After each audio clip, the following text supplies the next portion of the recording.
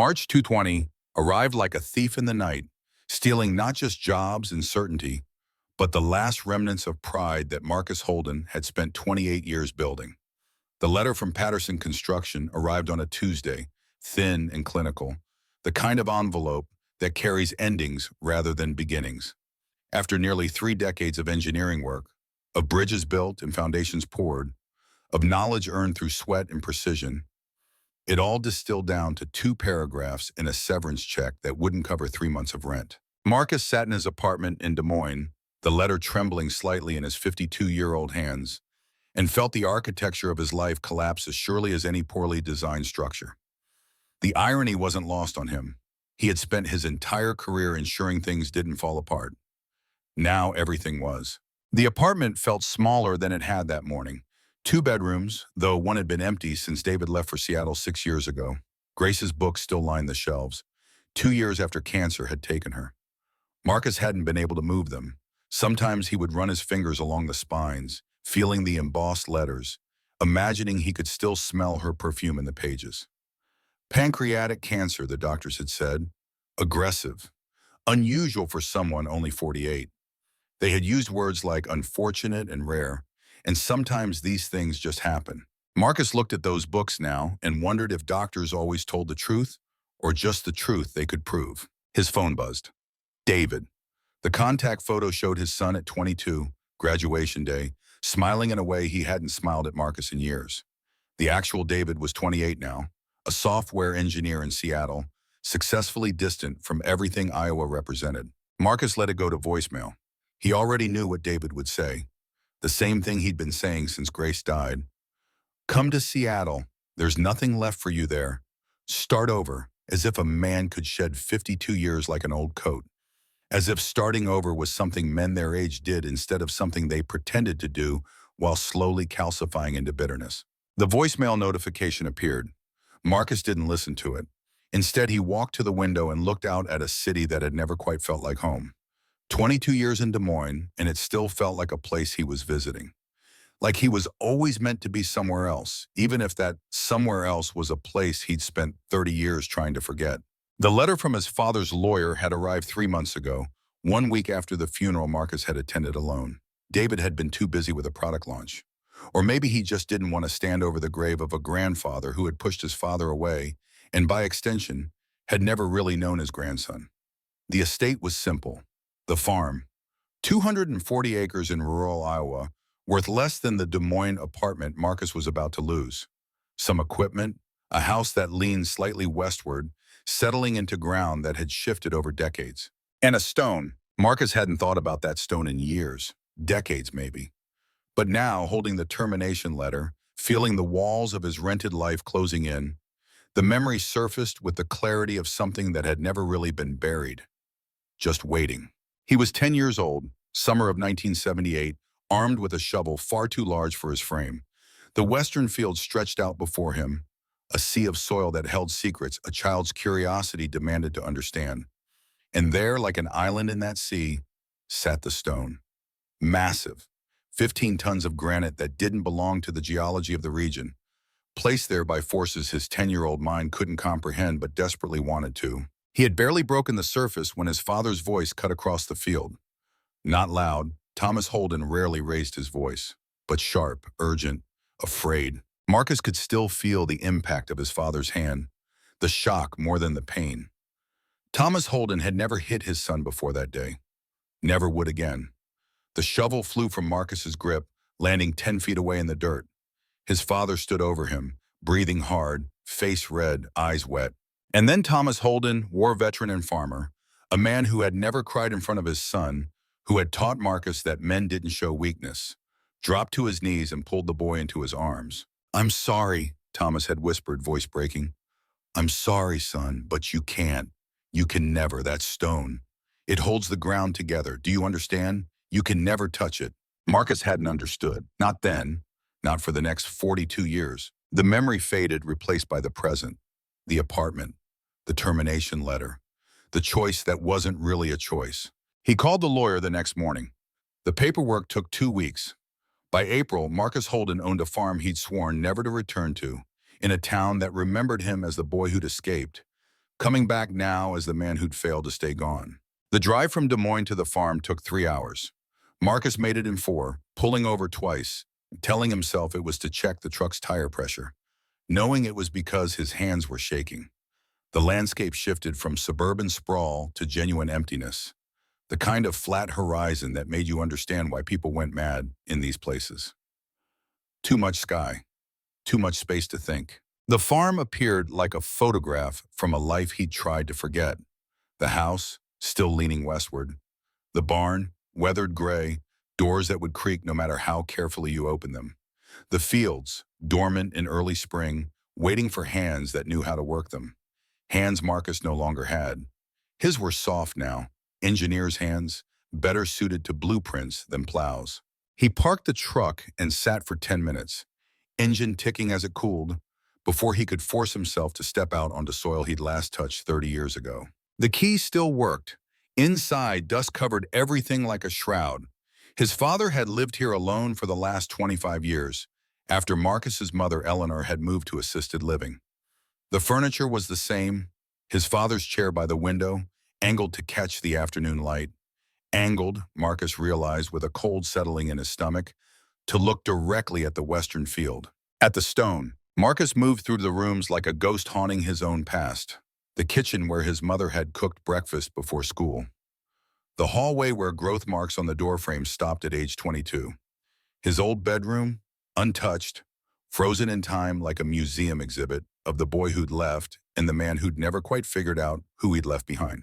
His father's bedroom was neat, bed made with military precision, clothes hung in the closet organized by type and color. On the nightstand, a photograph. Thomas and Eleanor on their wedding day, 1967. They looked impossibly young. His father in his army uniform, fresh from basic training. His mother in a simple white dress, smiling at the camera like the future was something to look forward to rather than endure. Marcus picked up the photograph, studied his father's face.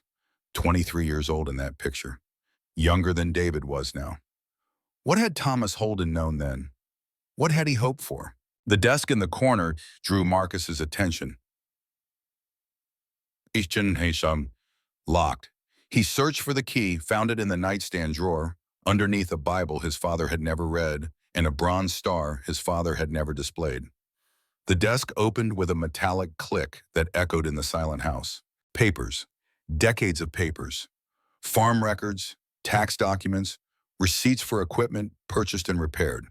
The mundane documentation of a life lived quietly, asking for nothing, drawing no attention. Marcus sifted through them with the trained eye of an engineer, looking for patterns, for structures beneath the surface. The deed to the farm stopped him cold. Purchased 1979, price $38,000. Marcus knew land values. Even in 1979, 240 acres in this region should have cost at least $160,000. He checked the date again, verified the acreage. The numbers didn't lie. His father had acquired this farm for less than a quarter of its value. Underneath the deed, folded carefully, was a document typed on letterhead Marcus didn't recognize. No company name, no address, just a reference number at the top and 2 paragraphs of dense legal language that required 3 readings to parse. The words land stewardship agreement appeared in the first sentence. The second paragraph made Marcus's blood run cold. In consideration for the reduced acquisition price, the purchaser agrees to maintain the western field in its current state in perpetuity, to make no alterations to said field, to conduct no excavation or soil disturbance within the marked boundary, and to disclose the contents of this agreement to no party for a period of 45 years from the date of execution. The date of execution, April 15, 1970. 45 years from 1979 was 2020. This year, Marcus set the document down with hands that had started shaking again. He walked to the window, the same window his father had sat beside for decades, and looked out at the western field. Late afternoon sun painted the landscape in gold and shadow, and there, exactly where it had always been, sat the stone. From this distance, it looked peaceful, permanent, just another feature of the landscape. No different from the oak tree on the eastern boundary or the slight rise where water collected after heavy rain. But Marcus knew better now. That stone wasn't a natural formation, it was a marker, a seal, a grave. The sun set while Marcus stood at that window. He didn't move to turn on lights. Darkness filled the house the way water fills a sinking ship, slowly, inevitably, until he was standing in a black so complete he couldn't see his own hands. In that darkness, his phone buzzed. David again. This time Marcus answered. Dad? David's voice carried that careful tone children use when talking to parents they're worried about. You okay? You didn't call when you got there. I'm here, Marcus said. His voice sounded strange in the empty house. I'm at the farm. And? David waited. How bad is it? It's the same. Marcus closed his eyes even though it was already dark. Everything's the same. Look, I've been thinking. David's tone shifted, became businesslike. The software engineer solving a problem. You should sell it. I know the market's not great right now, but you could probably get enough to rent something decent in Des Moines until the construction industry picks back up. Your grandfather lived here 43 years. Yeah, and it killed Grandma. David's words hit like a fist. Thyroid cancer. Remember? And then Mom. Same thing. That place, it was cursed, Dad. Get out while you can. Marcus opened his eyes. Through the window, he could barely make out the shape of the stone, a darker darkness against the night sky. I'll call you tomorrow, he said, and ended the call before David could argue. Sleep didn't come that night. Marcus lay in his childhood bed, staring at a ceiling he'd memorized 40 years ago, and listened to the house settle around him. Every creak was a memory. Every groan of old wood was a ghost. Around 3 in the morning, he gave up, got dressed, and walked outside. The April night was cold. Stars filled the sky in a way they never did in Des Moines, thick and bright and indifferent. Marcus walked across the yard, past the barn, into the western field. His feet found the path without conscious thought, muscle memory from a childhood spent running these rows. The stone loomed ahead. In daylight, it was impressive. In darkness, it was monumental. 15 tons of granite, rough-hewn, ancient. Wrong, it didn't match anything else on the property. The soil here was sedimentary, limestone-based. This was granite, igneous rock, transported from somewhere else, placed deliberately. Marcus stood before it and felt small. Not physically, though the stone towered over him. Small in the way a man feels when he realizes his entire life has been built on foundations he never questioned. His father bought this farm cheap because of something buried beneath this stone. His father sat at that window for 43 years watching this stone. His father pushed him away, sent him to college, kept him in Des Moines, all to keep him away from this stone. His father had died 2 months ago, and with his last words had said, I'm sorry, son. I protected you the only way I knew. Protected him from what? Marcus placed his hand on the stone's surface. Cold. Colder than the night air around it. The granite held the day's chill like a battery storing charge. He spread his palm flat, felt the rough texture, the subtle indentations worn by decades of rain and wind. And then he felt something else, a vibration. Faint. So subtle he thought he'd imagined it. He pressed harder, held his breath, focused every sense on that single point of contact. There. Again, not his imagination. A tremor, rhythmic, distant, like a heartbeat heard through a wall. Marcus pulled his hand back as if burned. He took 3 steps backward, stumbled, caught himself. The stone sat there, unchanged and different. But something beneath it, something deep in the ground, was alive. He ran, 52 years old, and he ran like the child he'd been, back across the field, past the barn, into the house.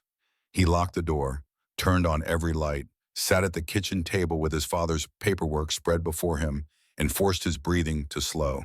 The land stewardship agreement. 45 years. No excavation or soil disturbance. Disclosed to no party. His father had known. For 43 years, Thomas Holden had known something was buried beneath that stone, and he had kept silent, had taken a deal, had purchased land at a quarter of its value in exchange for maintaining a secret that had killed Marcus's mother, a secret that had killed Marcus's wife, a secret that was vibrating beneath the earth like something trying to get out. Marcus pulled out his phone, opened the browser, typed Land Stewardship Agreements, Iowa, 1979. Nothing relevant. He tried cheap land sales, Iowa, 1979. Real estate records? Nothing unusual. He sat back, rubbed his eyes, tried to think like the engineer he'd been trained to be. What would leave a vibration in the ground? Geothermal activity? No, wrong geology. Underground water? Possible, but the vibration had been too regular, too mechanical. Mechanical. Marcus stood abruptly, the chair scraping against the linoleum. He walked back to his father's bedroom, to the desk, and started pulling out every piece of paper, every file, every scrap of documentation. There had to be more. His father wouldn't have kept just the agreement. Thomas Holden had been a careful man, meticulous, the kind of man who documented everything. At the back of the bottom drawer, hidden behind a stack of old tax returns, Marcus found a metal box. No lock, just a simple latch. Inside, envelopes, letters, all addressed to Thomas Holden, all from the same return address that consisted only of a P.O. box in Omaha, Nebraska. Marcus opened the first letter, dated August 1978. Sergeant Holden, your service to the program has been noted and appreciated. Upon completion of your current assignment, provisions will be made for your transition to civilian life. The terms previously discussed remain available. Your discretion in this matter is not only expected, but required. No signature, just a reference number. The second letter, dated March 1979, was shorter. The property transfer has been finalized. Documentation will arrive under separate cover. Remember, the western boundary is inviolate. Your family's security depends on this understanding. Marcus's hands trembled as he opened the third letter, dated June 1982. We have received reports of ground settlement in your sector. This is expected and not cause for concern. Maintain observation protocols. Do not investigate. If questioned by neighbors or local authorities, refer all inquiries to the provided contact number. Your continued cooperation ensures the arrangement remains beneficial for all parties. All parties. Marcus looked up from the letters, through the bedroom door, down the hallway to the kitchen where his mother had stood every morning making breakfast, where she'd stood in 1995 when the doctor called to say the biopsy was positive, where she'd stood and looked at Thomas with eyes that asked why, and Thomas had looked away. The fourth letter was dated January 2018. The handwriting was different, shaky, written in pencil rather than typed. Marcus recognized his father's writing immediately. Marcus, if you're reading this, the contract expired. I'm probably dead. I carried this for 43 years. I was 23 when they offered me the deal. Fresh out of the service. No money, no prospects. Eleanor was pregnant with you. They showed me the land, told me what was underneath, told me it was safe, contained, sealed. They lied. I know that now. Your mother got sick. Thyroid cancer. The doctor said it was bad luck. I knew better. I watched her die knowing what I'd done. When you married Grace, I tried to warn you. Not directly. I couldn't. The agreement. But I pushed you to stay in Des Moines. Pushed you away from here. I thought I could keep you safe. Then Grace got sick. Pancreatic. Same pattern. Same poison. Probably. I killed them both, Marcus. As sure as if I'd pulled a trigger. I'm dying now. Liver cancer. Fitting, I suppose. I drank to forget, and now my liver is giving out. Maybe that's mercy. I don't deserve mercy. You need to know the agreement expires in 2024. After that, you're free. Free to dig. Free to expose what I helped bury. Free to tell the truth I was too much of a coward to tell. I'm sorry, son. I protected you the only way I knew. By keeping you ignorant. By keeping you away. I failed anyway. I always knew I would. Don't be me. Don't carry it alone. Signed, your father. The letter fell from Marcus's hands. He stood in his father's bedroom, surrounded by the documentation of a life lived in quiet desperation, and understood with perfect, terrible clarity what the last 43 years had meant. His father hadn't been a coward, or maybe he had been, but he'd been a coward who loved his son, who had made a deal with devils whose names appeared on no letterhead, who had taken blood money in the form of cheap land, who had buried his wife knowing he'd killed her, who had watched his daughter-in-law sicken and die knowing the pattern was repeating, who had pushed his son away not out of coldness, but out of love. Marcus walked out of the bedroom, out of the house, back across the field to the stone. Dawn was breaking, painting the eastern sky in shades of gray and pink. The stone cast a long shadow westward, pointing like an arrow towards something Marcus couldn't see, but could no longer ignore. He placed both hands on the surface, pressed hard, felt that vibration again. Stronger now in the quiet of morning. Definite, rhythmic, wrong. What did you bury, Dad? he asked the stone, the sky, the ghost of a man who couldn't answer. What the hell did you help them bury? The stone offered no response, but the vibration continued, steady as a heartbeat, patient as stone, waiting as it had waited for 45 years for someone to finally ask the right questions. Marcus Holden was 52 years old. He had lost his job. He had lost his wife.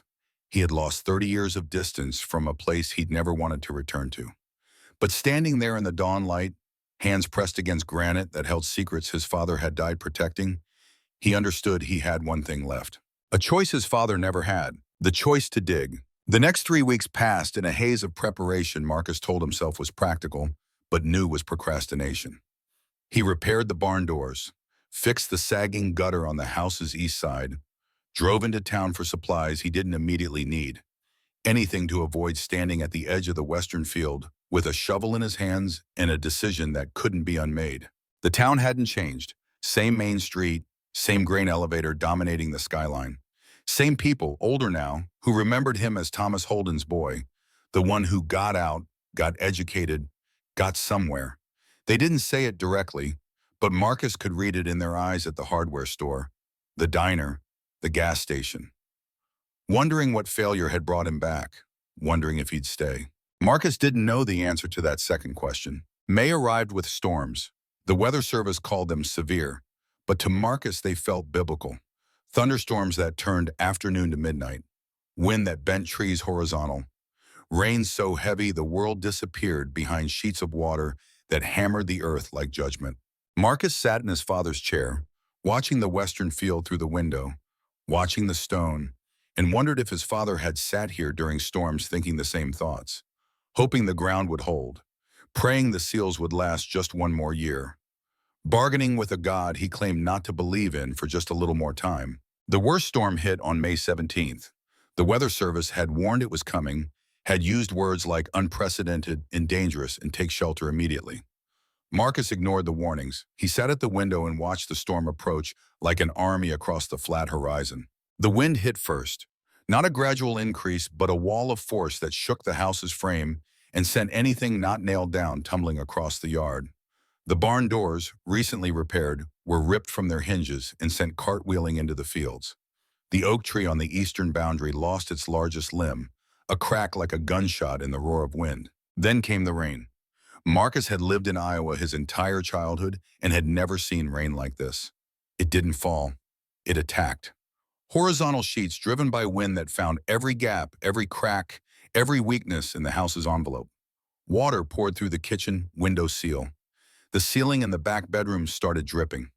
The house groaned under the assault, 70 years of structure tested against forces it hadn't been designed to withstand. Through it all, Marcus sat at the window and watched the stone. Lightning revealed it in stark flashes. Thunder followed, so close the vibrations rattled the glass. The field around the stone transformed into a shallow lake. Water with nowhere to go, pooling, searching, finding the path of least resistance. Finding the stone. Marcus watched water swirl around its base. Watched the ground soften and shift. Watched 45 years of careful containment face nature's indifference to human secrets. The storm lasted 4 hours. When it finally passed, moving east toward Illinois, it left behind a silence so complete Marcus could hear his own heartbeat. He stood on unsteady legs, his body stiff from sitting motionless for so long, and walked outside. The damage was everywhere. Shingles torn from the roof, siding ripped from the barn, fence posts uprooted. The yard was a debris field of branches, metal sheeting, unidentifiable wreckage. Marcus walked through it, boots squelching in mud, and headed for the western field. The ground had changed. Where soil had been firm, it had sunk, forming a shallow depression that traced an uneven circle around the base of the stone. The water had drained away, but its passage had left marks, channels carved into earth that hadn't moved in decades. And there, running down the face of the stone, was a line. Marcus approached slowly, each step deliberate, heart hammering against his ribs. Up close, the line was unmistakable. A vertical crack, clean and straight, extending from near the top of the stone down toward the ground. Not jagged, not the result of stress or impact. Worn, smooth, as if something beneath had been pushing against it for years, decades, generations, and the storm had finally given it permission to show. Marcus crouched, placed his hand near the crack, felt what he'd felt before but stronger now. The vibration, the heartbeat, the mechanical rhythm of something that should not be alive but was. And then he felt something else. Air, cold air, flowing outward from the crack, not the ambient temperature of morning. Colder, carrying a smell Marcus's engineer brain cataloged automatically. Metallic, chemical, industrial, wrong. He leaned closer, drawn by a terrible fascination, and peered into the darkness beyond the crack. The beam of his phone's flashlight revealed nothing. The light simply stopped, swallowed by a depth that shouldn't exist beneath a stone that should be resting on solid ground. Marcus stood abruptly, took 3 steps back, and made a decision that had been 45 years in the making. He was going down there. The preparation took 2 days. Marcus drove to Des Moines, to an outdoor supply store, and purchased equipment he'd never thought he'd need. Rope, rated for climbing, a proper headlamp, gloves, a respirator. He bought a portable air quality monitor, the kind used in confined space entry, and a digital camera. He cleaned out his savings account buying gear that suggested he was either very serious or very paranoid. On the drive back, his phone rang. David. Hey, Dad, just checking in. How's the farm? Marcus looked at the supplies piled in the passenger seat. The rope, the respirator, the monitor that would tell him if the air beneath the stone would kill him. It's good, he lied, keeping busy. Have you thought about listing it? I found a realtor who specializes in rural properties. She says even in this market, you could probably get something. I need more time, Marcus said. Time for what? Dad, you can't farm it. You don't know how, and even if you did, the margins are terrible. You'd go broke in 2 years. I know. Then what are you doing there? Marcus pulled into a rest stop, put the truck in park, and looked at his son's contact photo on the phone screen. 22 years old, graduation day, smiling at a future that seemed full of possibility. I'm finishing something your grandfather started, Marcus said. Silence on the line. Then, what does that mean? It means I'll call you in a few days. He ended the call before David could ask more questions Marcus couldn't answer. The descent happened at dawn on May 20th. Marcus had chosen the time deliberately. Early enough that if something went wrong, he'd have daylight to work with. Late enough that he'd had all night to talk himself out of it and hadn't. He stood at the base of the stone with his supplies laid out like surgical instruments. The crack had widened slightly over the past 2 days. Not dramatically, but enough to confirm what Marcus already knew. The seal was failing. Whatever had been contained for 45 years was no longer fully contained. The air quality monitor went down first, lowered on a cord. Marcus watched the readout. Oxygen levels normal, carbon monoxide non-detectable, volatile organic compounds elevated but not immediately dangerous. The kind of readings you'd get near an old industrial site, the kind of readings that explain cancer clusters, the kind of readings that killed people slowly over decades rather than minutes. Marcus put on the respirator anyway.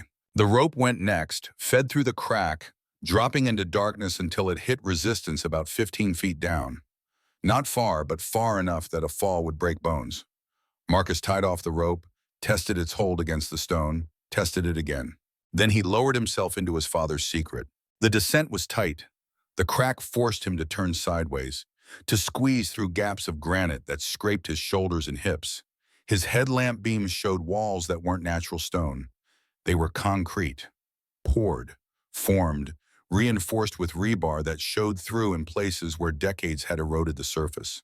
This wasn't a cave, this was construction. Marcus's boots hit solid ground sooner than the rope measurement had suggested.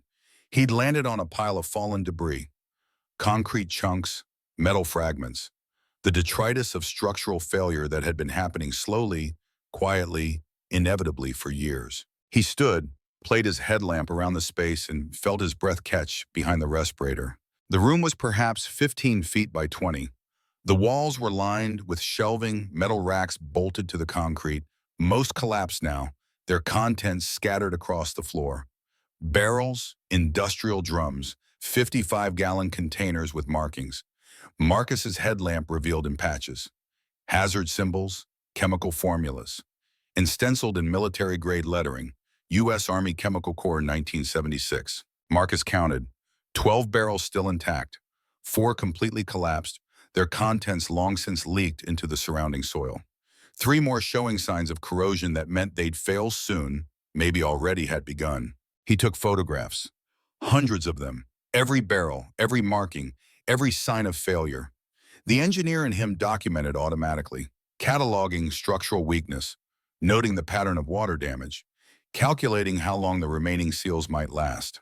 Not long, maybe months, certainly not years. In the far corner of the room, partially hidden behind a fallen shelf, Marcus found something that made him forget about the barrels entirely. A metal box similar to the one in his father's desk, but larger, military issue, the kind designed to protect documents from fire, water, time. Marcus crossed the room, stepped carefully over debris, and lifted the box. Heavy. He tried the latch. Locked. But the lock was old, corroded, and 3 sharp strikes with a piece of rebar broke it open. Inside, wrapped in plastic that had yellowed but held, were papers, documents, and on top, a military identification card. Marcus held it under his headlamp and read the name. Holden Thomas J. Sargent, U.S. Army, service number 546873294. His father's military ID. Younger in the photo, impossibly young, the same face from the wedding picture, but harder somehow, eyes that had seen things Marcus couldn't imagine. Beneath the ID were orders, assignment papers. Sergeant Holden is hereby assigned to Special Operations Unit 7, Chemical Disposal Division, effective January 15, 1975. Marcus flipped through more pages. Deployment records, transportation manifests, lists of materials, quantities, disposal locations. His father's signature appeared again and again, acknowledging receipt, confirming transport, verifying containment. And then a handwritten log. Thomas Holden's handwriting, younger, neater than the shaky script of the letter Marcus had found upstairs. The first entry was dated March 18, 1976. Transported 47 drums from storage facility to site designated Iowa 7. Contents classified. Told it's defoliant surplus from Southeast Asia operations. Captain says it's safe if contained properly. We're burying it 20 feet deep, concrete-lined chamber, sealed with granite cap. Should last forever, he says. I'm 22 years old. What do I know? Marcus's hands shook as he turned pages. June 3, 1976. 4th burial site complete. This one's different. Drums are marked different. Captain won't say what's in them. We're all getting headaches after transport. Nosebleeds. Captain says it's the heat. September 17, 1976. Jenkins got cancer, lymphoma, he's 24. Captain says it's not related to our work. Jenkins doesn't believe him. Neither do I anymore. December 2nd, 1976. They're shutting down the program. Too expensive, they say. We've buried drums at 12 locations across 4 states. They're giving us money to stay quiet, land at reduced prices. I'm getting married next month. Eleanor doesn't know what I did. I'll never tell her. January 8th, 1977. Married Eleanor yesterday. Best day of my life. I'm getting out of the Army. Taking the land deal, Iowa location. 240 acres. They call it a reward for service. Feels more like a bribe. But Eleanor's pregnant. I need to provide. This is how I provide. The entry stopped there, but clipped to the back of the log was a single sheet of paper. Typed. Official. Dated April 10th, 1979. Final disposition report. Iowa Site 7. Total volume, 8,200 gallons classified chemical waste. Primary contents, trichloroethylene, various dioxins, Agent Orange surplus, experimental defoliants, containment, concrete chamber, 1520 by 8 feet, reinforced, granite cap, 15 tons, estimated seal integrity, 40-50 years, monitoring protocol, annual visual inspection by landowner, emergency contact, redacted. This report is classified secret, unauthorized disclosure punishable under Espionage Act of 1917. Marcus read it twice, then a third time. Then he carefully photographed every page of his father's log, every document in the box, every piece of evidence that proved what he'd always suspected but never wanted to believe. His father hadn't been a victim forced into silence by threats. His father had been a participant, a young soldier following orders, yes, but following them nonetheless, helping bury poison, taking land as payment, spending 43 years watching that poison leak into the ground, into the water, into his wife's thyroid, into his daughter-in-law's pancreas, into the bodies of neighbors who would never know why their children got sick, why cancer rates in this county were 3 times the national average, why the ground itself had become a grave. Marcus climbed out of that chamber with a heaviness that had nothing to do with the rope or the equipment. He emerged into morning sunlight that seemed too bright, too cheerful for what he'd just learned. He stood beside the stone, covered in concrete dust and the smell of decades-old chemicals, and looked across the fields his father had worked. Had Thomas stood here, knowing what lay beneath? Had he plowed these fields understanding he was disturbing ground contaminated by his own choices? Had he watched Marcus play in this dirt as a child and swallowed the knowledge that every day here was another day of exposure? Marcus's phone buzzed, a text from David. "Dad, I'm worried about you. Call me." Marcus looked at the message, at his son's name, at the concern spelled out in pixels. Then he looked at the stone, at the crack that had revealed his father's secret, at the choice that now sat before him like a verdict waiting to be pronounced. He could seal it again, pour concrete into the crack, plant grass over the disturbed soil, sell the farm to someone who'd never know what they were buying. Take Caldwell's money, if they offered it again, and disappear. Live out his years somewhere else, carrying the knowledge his father had carried, dying with the secret his father had died with. Or he could do what his father's final letter had asked him to do. Tell the truth. Marcus stood there as the sun climbed higher, warming the air, evaporating the last puddles from the storm. Inside his chest, his heart beat with the same rhythm as the vibration beneath the stone. Steady, persistent, inevitable. He made his decision standing there in the mud in the morning light.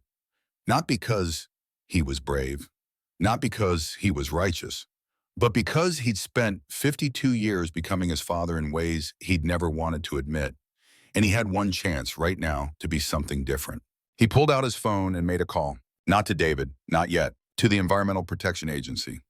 The EPA didn't answer. Marcus stood in the western field, phone pressed to his ear, listening to an automated menu that offered options for reporting spills, requesting documents, scheduling inspections.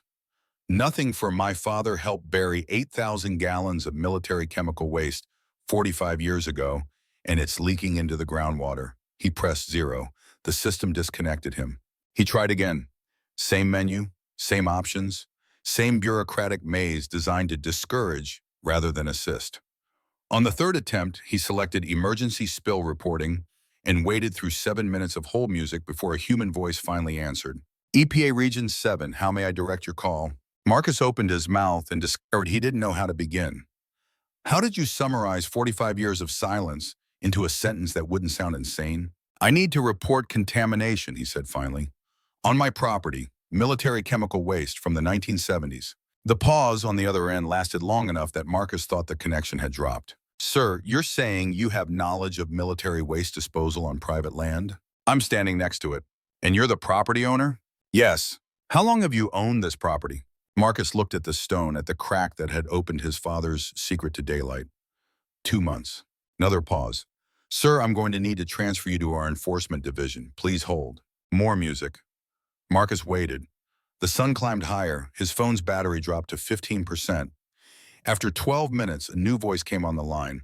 This is Inspector Chen. I understand you're reporting historical contamination. Marcus went through it again. The stone, the chamber, the barrels, the documents, his father's log, the dates, the military markings, everything except the part where his father had been one of the men who buried it. That detail caught in his throat, stuck there like something too large to swallow. Inspector Chen listened without interrupting. When Marcus finished, the silence stretched so long he checked to make sure the call hadn't dropped. Mr. Holden, Chen said finally, what you're describing, if accurate, would constitute a significant historical disposal site. We'll need to verify your claims before proceeding. Under normal circumstances, I'd say we could have a preliminary assessment team out there in approximately 7 to 10 business days. 7 to 10 days? However, Chen continued, his tone shifting slightly, given the nature of what you're describing and the potential for ongoing contamination, I'm going to flag this as priority. I can't promise anything, but if this checks out the way you're describing, we might be able to expedite. I'll have someone contact you within 24 hours with a firm timeline. In 7 to 10 days, more of those barrels could fail completely. Has there been any recent change in site conditions? A storm. 3 days ago, it opened a crack in the seal. Then the site has already been compromised. Mr. Holden, I'm going to be direct with you. If what you're telling me is accurate, This isn't going to be a quick process, but I'll push it as hard as I can. In the meantime, I need you to secure the site. No entry, no disturbance, no additional photography or sampling. Can you do that? Marcus looked at the phone in his hand, at the hundreds of photos already stored in its memory. Yes. Good. Someone will contact you within 48 hours to schedule the assessment. In the meantime, if you notice any acute symptoms, unusual odors, or visible leakage, call this number immediately. Chen rattled off a different number. Marcus didn't write it down. The call ended.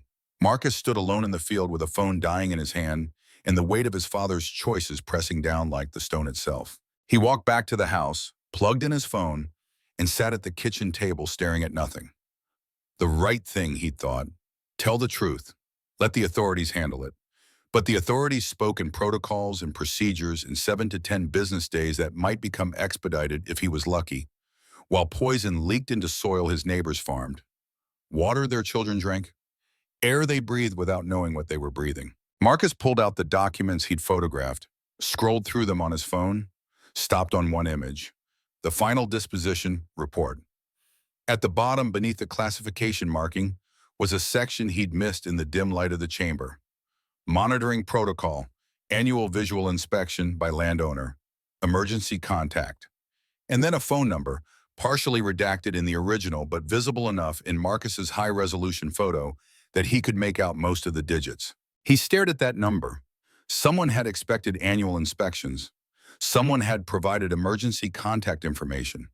Someone had created a system for monitoring these sites, which meant someone knew they existed, knew they were dangerous, knew they would eventually fail. Marcus dialed the number.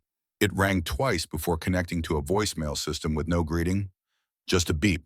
"This is Marcus Holden," he said to the silence. "Owner of Iowa Site 7. The seal has failed. Barrels are leaking. I've contacted the EPA. I thought you should know."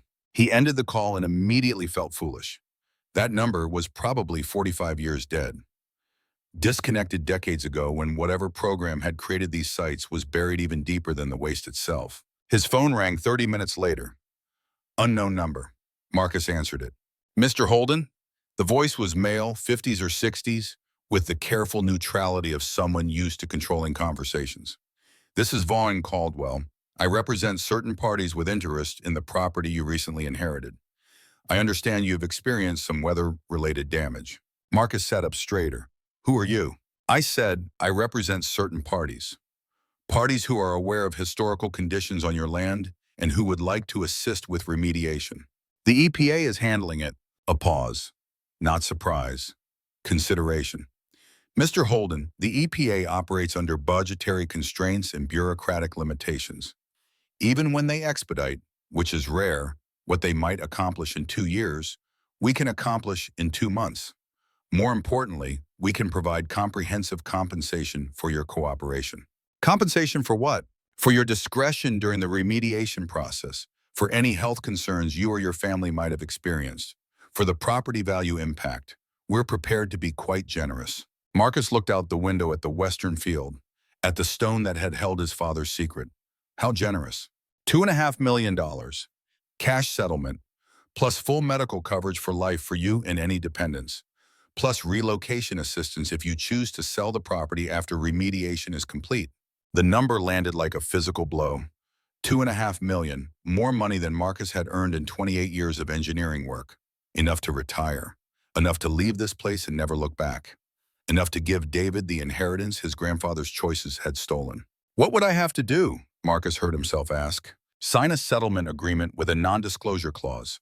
Allow our contractors access for remediation. Refrain from additional contact with regulatory agencies or media.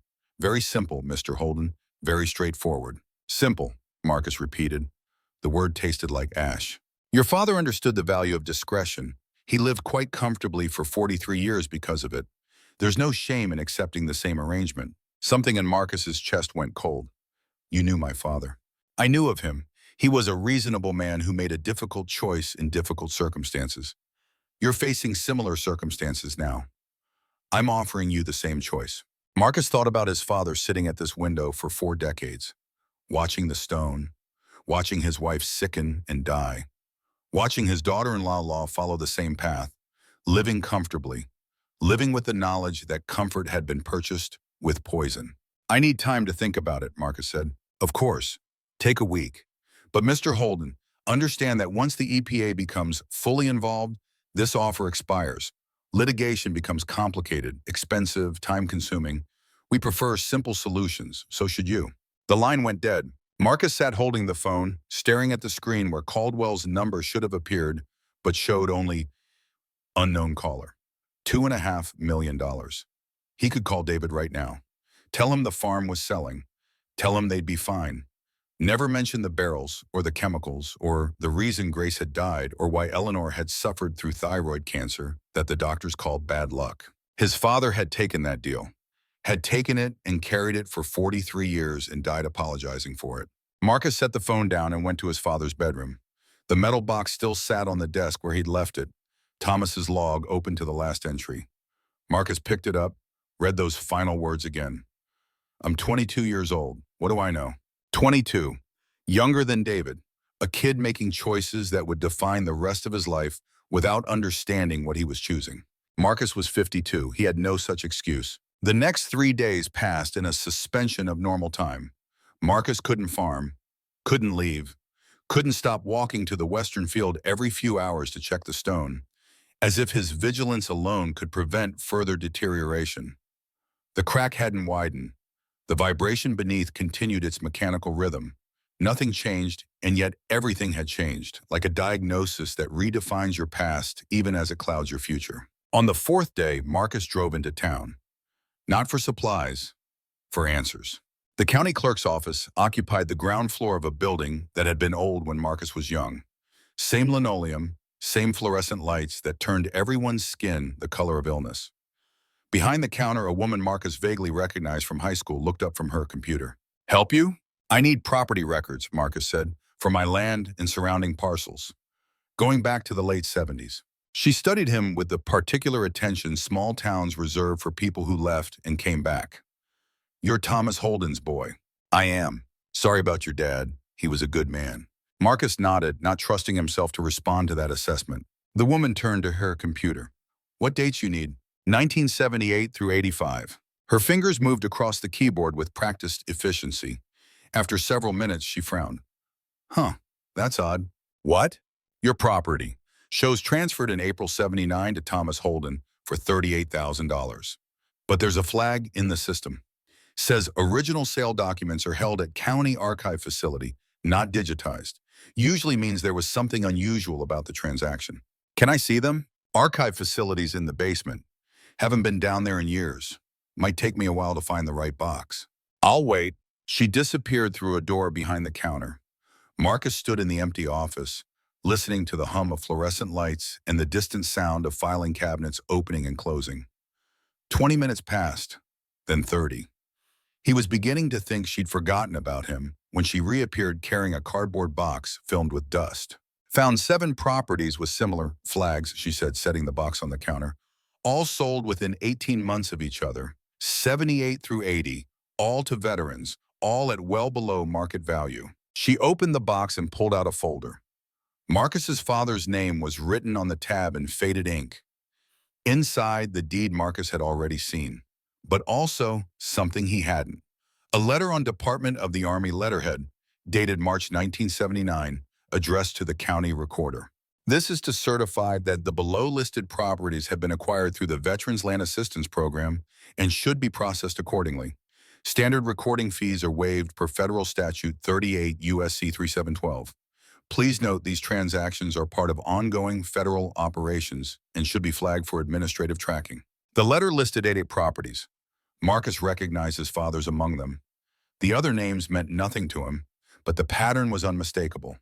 8 farms, 8 veterans, 8 parcels of land sold at a fraction of their value in exchange for something the letter carefully avoided mentioning. Silence. Can I get copies of all of these? Marcus asked. The clerk raised an eyebrow. All 7 other properties? Yes. That'll take some time, and there's a per-page fee. Marcus pulled out his wallet. How much? 2 hours later, he left the clerk's office with a manila envelope containing copies of every document in that box. The county clerk watched him go with the expression of someone who just witnessed something they'd rather not have to explain later. Marcus drove home with the envelope on the passenger seat, feeling its weight like it was filled with lead rather than paper. Back at the farm, he spread the documents across the kitchen table and began making a list. Patrick Sullivan, Vietnam veteran, purchased 180 acres in Cedar County, May 1979, $32,000, died 1997. Cause, liver cancer. Robert Chen, Army Corps of Engineers, purchased 200 acres in Jones County, August 1979, $40,000, died 2003. Cause, lymphoma. Michael Torres, infantry, purchased 220 acres in Lynn County, October 1979, $35,000, died 1992. Cause, leukemia. The pattern continued. 8 names, 8 early deaths, 8 widows, Marcus assumed, though the documents didn't say. 8 families who thought they were getting a good deal on land, not knowing the deal included poison they couldn't see, couldn't smell, couldn't taste until it was already killing them. Marcus pulled out his phone and started searching obituaries. Sullivan Patrick. The notice from 1997 mentioned his wife Margaret and 2 sons. Marcus searched for Margaret Sullivan, Cedar County, Iowa. Found an obituary from 2009. Thyroid cancer. He checked the next name. Robert Chen's widow, Lisa, died 2011, pancreatic cancer. Michael Torres' widow, Carmen, still alive according to county records. Living in the same house Torres had purchased 42 years ago. Marcus stared at that address. Carmen Torres had been living on contaminated land for 4 decades. Might still be drinking contaminated water. Might still be breathing contaminated air. And she had no idea why her husband had died at 49. Why she'd battled breast cancer twice. Why the land her children had grown up on carried secrets their father had taken to his grave. The choice Marcus faced suddenly had company. He wasn't just deciding what to do about his father's secret. He was deciding what to do about 7 other secrets, 7 other families, 7 other stones that might be cracking open even now in fields across eastern Iowa. His phone buzzed. Unknown number. Marcus considered not answering, then pressed accept. Mr. Holden, this is Dr. Kate Morrison. I don't know if you remember me. I'm the veterinarian in town. I treated your father's cattle years back. Marcus did remember. Vaguely. A woman with kind eyes and efficient hands who'd saved a calf once when Marcus was 12. Dr. Morrison, yes, what can I do for you? Actually, I was hoping to talk to you. I heard you were back. And I heard. She paused. I heard you've been asking questions at the county clerk's office. Small town, Marcus thought. News traveled at the speed of gossip. Just looking at property records. Mr. Holden, can I be direct? Please. My husband died 9 years ago, liver cancer. He was 53, healthy his whole life until he wasn't. The doctors couldn't explain it. Said sometimes it just happens. But I'm a veterinarian. I understand disease patterns, and I've been seeing patterns in this county that don't make sense. Marcus sat down slowly. What kind of patterns? Cancer clusters. Thyroid, pancreatic, liver, lymphoma. Rates 2 to 3 times the state average in a 15-mile radius of certain properties. I started tracking it after my husband died.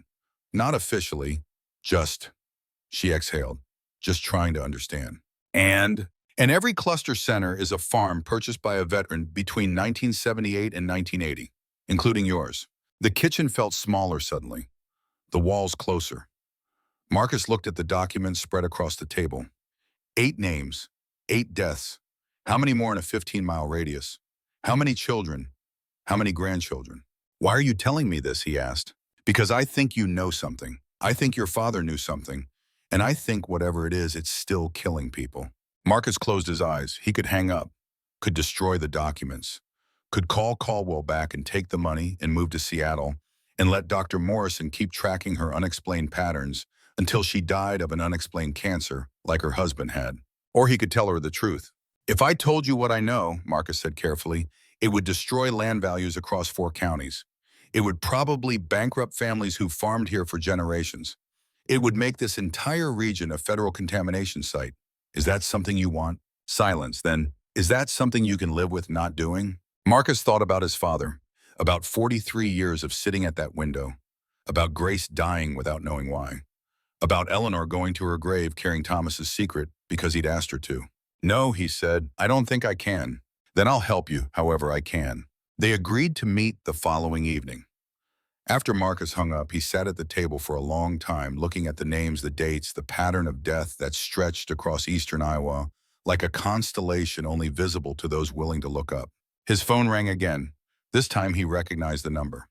David. Dad, finally, I've been trying to reach you for 3 days. I've been busy. Too busy to answer your phone? Dad, I'm worried about you. You sound different. Marcus almost laughed. Different. Yes, learning your father helped bury chemical weapons in exchange for farmland tended to change a person. I'm fine, David. You're not fine. You're living alone in that house where Mom died, where Grandma died, obsessing over a farm you don't know how to work. This isn't healthy. You're right. The words came out before Marcus could stop them. It's not healthy. The land isn't healthy. The water isn't healthy. Nothing about this place has been healthy for 45 years. What are you talking about? And there it was, the moment. Marcus could deflect, could change the subject, could protect his son from knowledge that would redefine every memory of his grandfather, every assumption about his mother's death, every belief about how the world worked. Or he could do what his father never did. Tell the truth. David, I need to tell you something about Grandpa, about this farm, about why Mom really died. Dad, you're scaring me. Good. You should be scared. I am. Marcus told him. All of it. The stone, the chamber, the barrels, the documents, his father's log, the other farms, the pattern of death. Caldwell's offer, Dr. Morrison's call, everything that had happened since the storm had cracked open 45 years of silence. David listened without interrupting. When Marcus finished, the silence stretched so long he checked to make sure the connection hadn't dropped. Dad, David said finally, his voice carefully controlled, are you telling me Grandpa knew Mom was being poisoned and didn't say anything? He didn't know for certain, not at first, and when he suspected, he was trapped by the deal he'd made decades earlier. Fuck the deal! The explosion of anger was so sudden, so unlike David, that Marcus actually pulled the phone away from his ear. He could have told someone. He could have warned us. He could have. David's voice broke. Jesus, Dad, we used to visit every summer when I was a kid. I played in that field. I drank water from that well. How long was I being poisoned? Marcus had no answer for that. Had been avoiding that question himself. I don't know, he said quietly. And now you're thinking about taking money to keep quiet about it? Just like he did? I'm thinking about a lot of things. Think about this. David's voice had gone cold now. That terrible cold that comes after rage burns itself out. Grandpa made a choice. He chose money and silence. It killed Grandma. It killed Mom. It's probably killing you right now. You just don't know it yet. If you make the same choice, it'll keep killing people. Their kids. Their grandkids. When does it stop, Dad? When does someone finally say enough? Marcus looked out the window at the western field, at the stone that had held the earth together by holding the truth down, at the crack that had finally broken that seal. You're right, he said. So what are you going to do? I'm going to finish what I started. Which is? I'm going to make sure everyone knows. Every family on those 8 farms, every neighbor who's been drinking contaminated water, every person who has a right to know why their parents died young, or their kids get sick, or their land is worth nothing, because it's been poisoned for 45 years. How long will that take? I don't know. The EPA said they'd contact me within 48 hours. After that, it depends on how fast they move. That's not fast enough. Then what? Marcus thought about Caldwell's offer, about the 7 other families, about Dr. Morrison's 9 years of research, about the choice between his father's way and a different path. Then I find another way to make it public, Marcus said, before anyone else can take settlements and disappear, before the EPA gets bogged down in procedures, before the truth gets buried again. How? I don't know yet, but I'll figure it out. Another pause. Then David said something Marcus hadn't expected. I'm coming home. David, you don't need to. Yeah, I do, because Grandpa pushed you away and you pushed me away, and Holden men apparently think protecting people means lying to them. I'm done with that. If you're going to do this, you're not doing it alone. Marcus felt something in his chest crack open, not unlike the stone. When? I can be there in 2 days. Don't do anything stupid before then. Define stupid. Don't take Caldwell's money. Don't seal that chamber back up. And Dad, don't die before I get there. I'll do my best. After David hung up, Marcus sat in the darkening kitchen and felt the weight of his decisions settle over him like the coming night. He'd made his choice, had probably made it the moment he climbed out of that chamber and called the EPA. Everything since had just been the slow process of accepting what that choice would cost. His father had chosen silence and lived 43 years with it. Marcus was choosing truth. He had no idea how long he'd live with that, but he suspected it would be considerably less comfortable. Outside, the sun set behind the western field, painting the stone in shades of red and gold. Marcus watched it until the colors faded to gray, then black, then nothing but the faint outline of granite against stars. Somewhere beneath that stone, in darkness absolute, 8,000 gallons of poison waited with the patience of stone, leaking into soil that fed into water, that flowed into wells that people drank from without knowing, without suspecting, without understanding that their land had been purchased with their lives 45 years before they were even born. The phone on the table buzzed one more time, a text from an unknown number. "Mr. Holden, we need to talk before you make a decision you'll regret. There are factors you don't understand, consequences beyond what you imagine. Call me, please." No signature. Marcus didn't need one. He deleted the message and turned off the phone. Tomorrow he would meet with Dr. Morrison. Tomorrow he would start mapping the full extent of the contamination.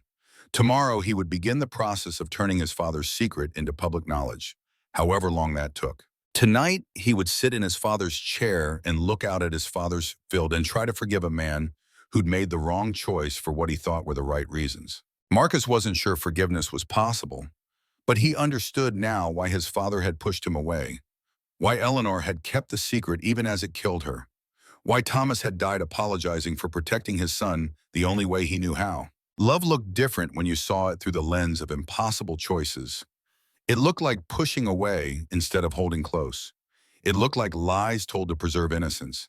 It looked like 43 years of watching from a window, waiting for the poison to surface, hoping it wouldn't until you were dead and your son was far enough away to be safe. Except Marcus hadn't stayed away, and the poison had surfaced.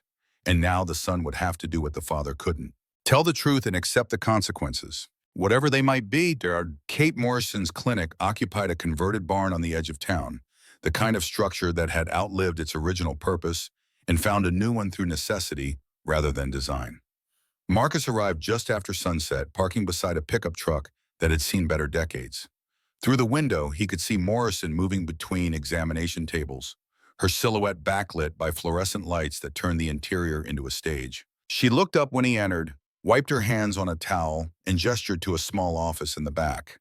The space was cramped, lined with filing cabinets and medical textbooks, dominated by a desk covered in papers arranged in patterns that suggested obsession rather than organization. "Thank you for coming," she said, closing the door behind them. She was 61 according to the records Marcus had found, but looked older, worn down by the kind of grief that aged you from the inside out. "Can I get you coffee? It's terrible, but it's hot." "I'm fine." She nodded, sat behind her desk, and gestured to the papers. "I've been tracking this for 9 years, since Robert died. The doctors told me liver cancer just happens sometimes. Genetic lottery, bad luck. But I'm a scientist, Mr. Holden. I don't believe in luck. I believe in causation." Marcus looked at the papers, charts, graphs, maps with colored pins marking locations. "What did you find?" "Clusters." She pulled out a county map, spread it across the desk. Red pins marked 8 locations, each surrounded by concentric circles drawn in different colored markers. Each red pin is a farm purchased by a veteran between 1978 and 80. Each circle represents cancer cases within a 5-mile radius. Red circle diagnosed within 5 years of 1985. Orange, 85 to 95. Yellow, 95 to 2005. Green, 2005 to present. The pattern was undeniable. Each farm sat at the center of expanding rings of disease, like stones dropped in a pond, ripples of sickness spreading outward year by year. "How many cases?" Marcus asked. 147 confirmed cancer diagnoses within 15 miles of these 8 properties. 41 deaths: thyroid, pancreatic, liver, lymphoma, leukemia. The pattern holds across all 8 sites. Marcus studied the map. His father's farm sat in the northwest corner, its circles spreading east and south, touching neighboring properties, reaching toward town. He recognized some of the names Morrison had written beside the pins, families he'd known as a child, people who'd attended his mother's funeral, his wife's funeral. "Have you shown this to anyone?" he asked. Who would I show it to? The county health department? They'd say correlation isn't causation. The state EPA? They'd want evidence I don't have. I'm a veterinarian, Mr. Holden. I treat cows and horses. Nobody takes this seriously when it comes from me. But they might take it seriously coming from me. She met his eyes. Would they?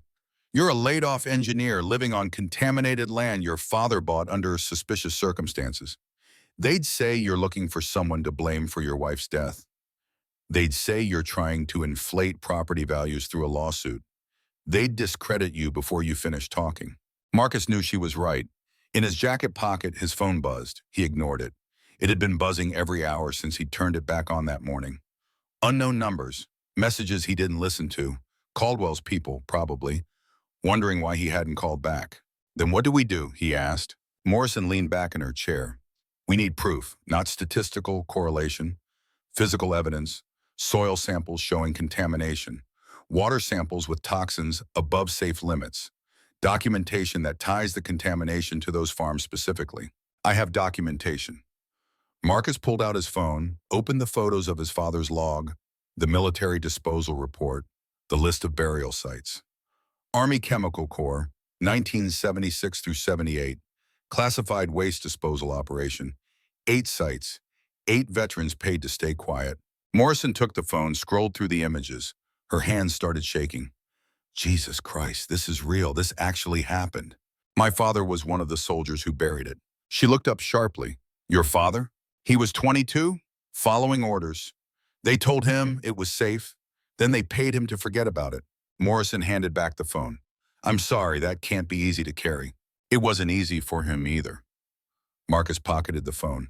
But it doesn't change what needs to happen. Those other 7 farms. The families living there, they need to know.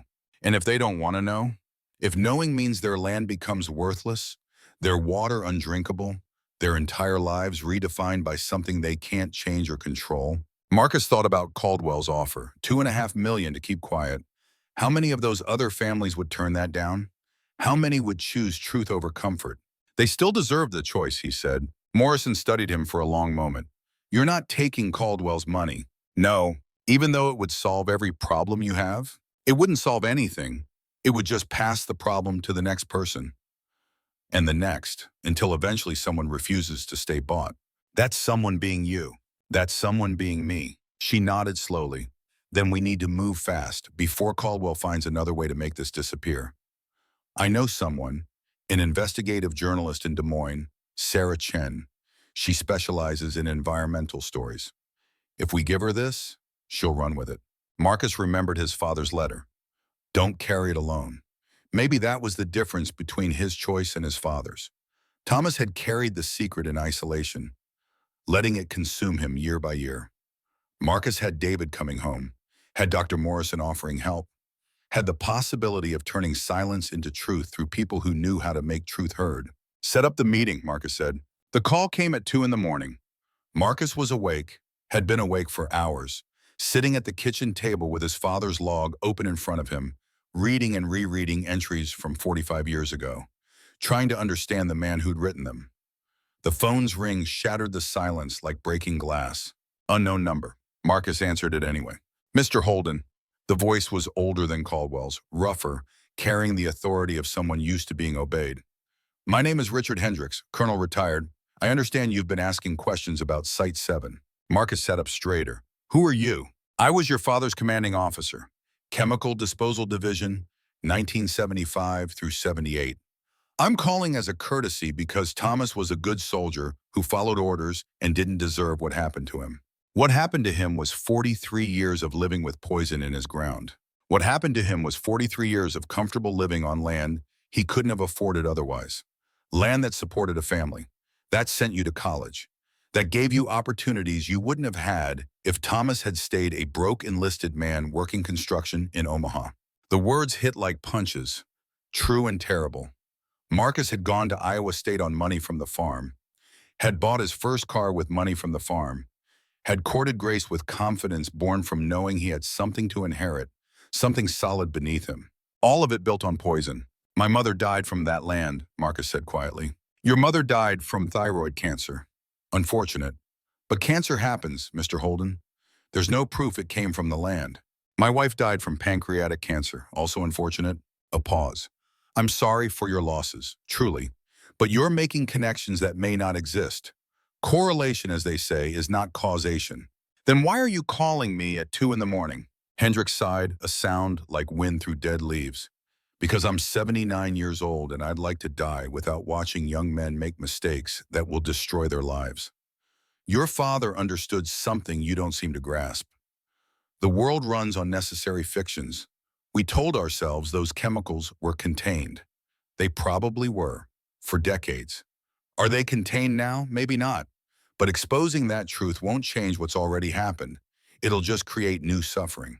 The suffering already exists. People just don't know why. Ignorance is a mercy, Mr. Holden. I've lived long enough to understand that. Your father understood it too. Marcus looked at his father's log, at entries that tracked the slow erosion of certainty into doubt, into knowledge, into despair. My father died apologizing. Your father died a man who kept his word. That used to mean something. It still does, which is why I'm keeping the promise I made to myself, to tell the truth. The silence on the other end stretched so long, Marcus thought Hendricks had hung up. Then, you're making a mistake. Maybe, but it's my mistake to make. No, Mr. Holden, it's not. You think this is about 8 farms and some old barrels? You think exposing this stops with your father and a handful of dead veterans? Hendricks's voice hardened. The program your father participated in ran from 1975 through 1982. 7 years, 47 sites across 12 states, 360 soldiers involved. Most of them dead now, but not all. Some of them are senators, congressmen, federal judges, CEOs of defense contractors, men who've spent 40 years building careers, families, legacies. You expose what's under your rock, Mr. Holden, and you're not just exposing your father. You're exposing all of them. Marcus felt the weight of it settling over him. Not 8 farms, 47, not 8 families, hundreds, not a local scandal, a national one. That's not my problem, he said. It will be, because those men have resources you can't imagine. Lawyers, politicians, media connections. They will destroy you, not because they're evil, because they're protecting what they've built. Just like your father protected what he'd built, by letting people die, by making hard choices in impossible situations, something you're about to experience firsthand. Hendricks paused. I'm going to give you something, Mr. Holden, not because you deserve it, because your father did. A list. 15 names. Men who know about the program. Men who are still alive. Men who will fight you with everything they have if you go public. Look at that list. Really look at it. Then ask yourself if you're ready for that war. How do I get this list? Check your email. And Mr. Holden, when this is over, when you're bankrupt and broken and wondering why you thought truth mattered more than peace, remember I tried to warn you.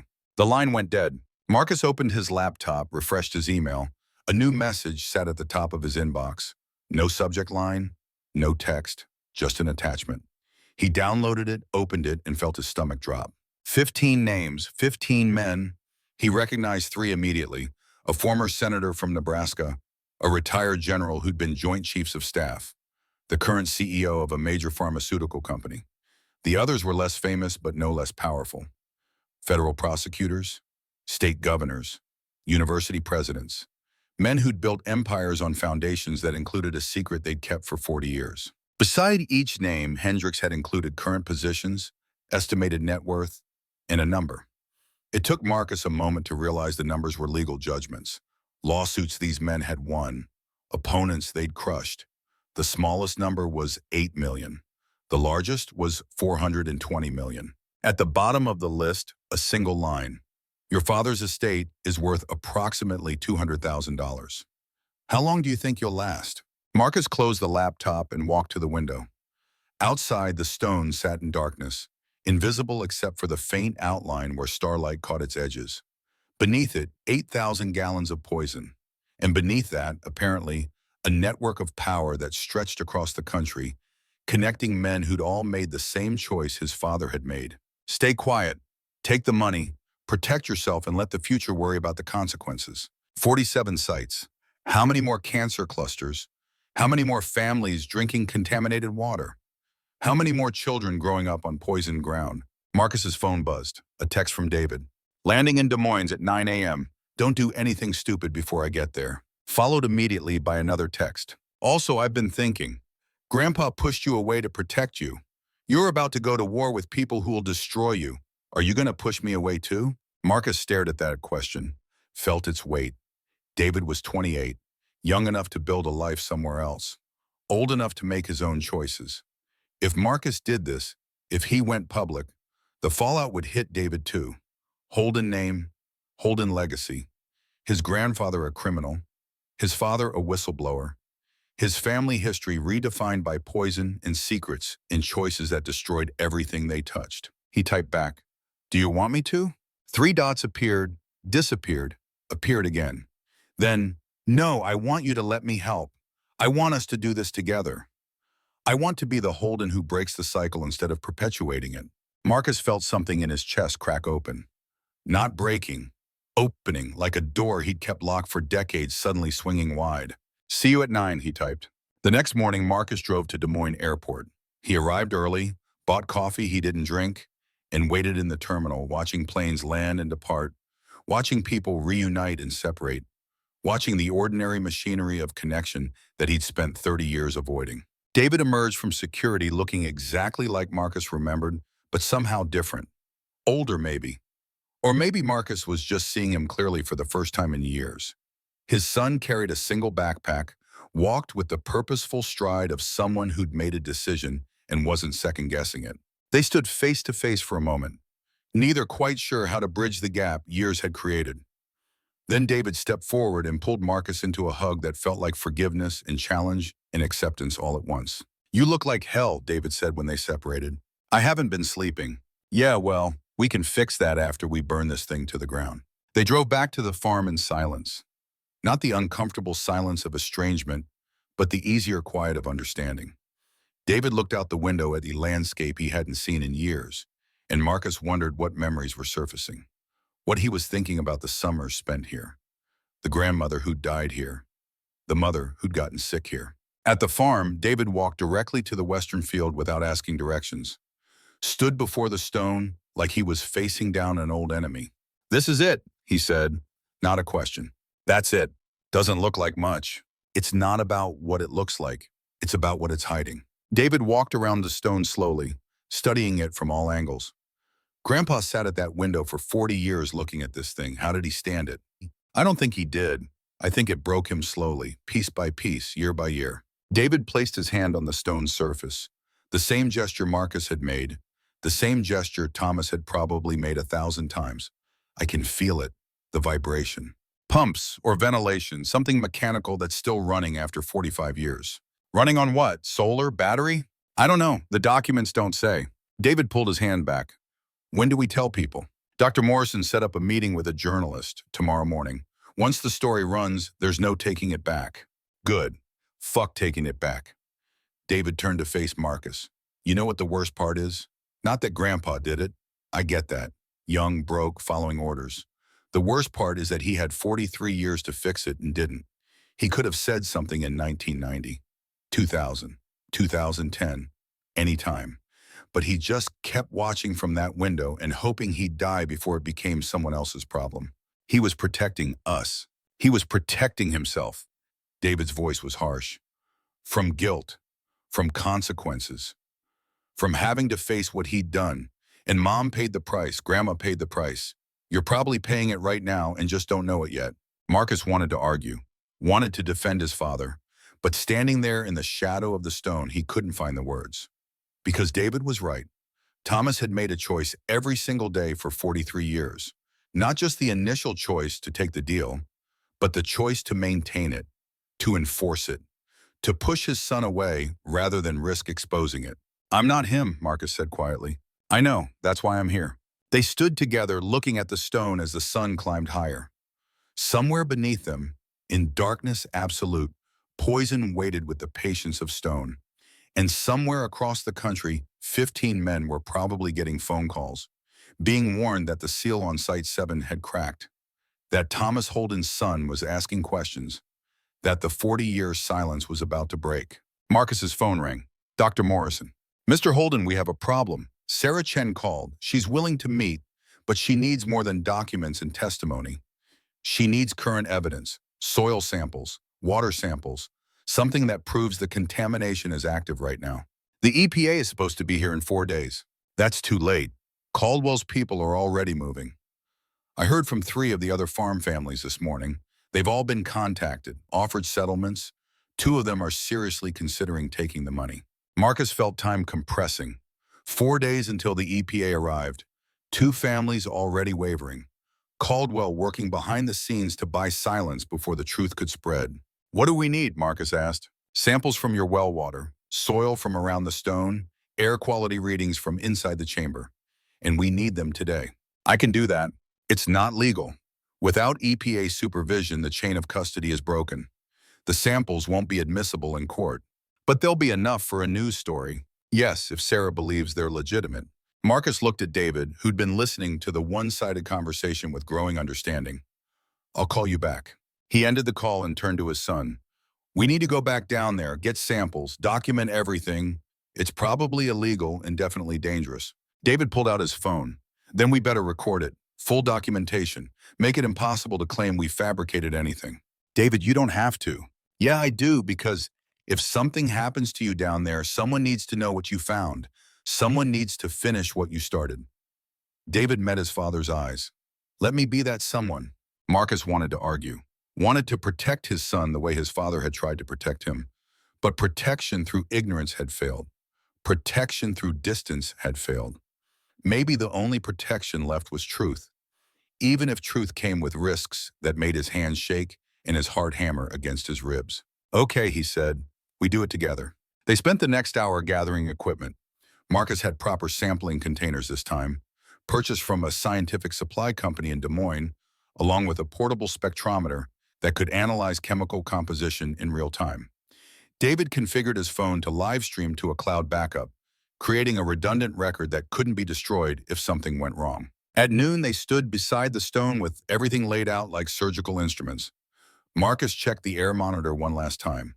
David tested the camera angles. Then they looked at each other, and without speaking, understood they were crossing a line their family had spent 45 years avoiding. Marcus went down first, the descent easier now that he knew what to expect. The rope held. The footing was solid. The chamber below waited in its patient darkness, unchanged except for the additional debris that had fallen since his last visit. 3 more barrels showed visible signs of failure, rust spreading like cancer across their surfaces. David descended after him, moving carefully, testing each handhold.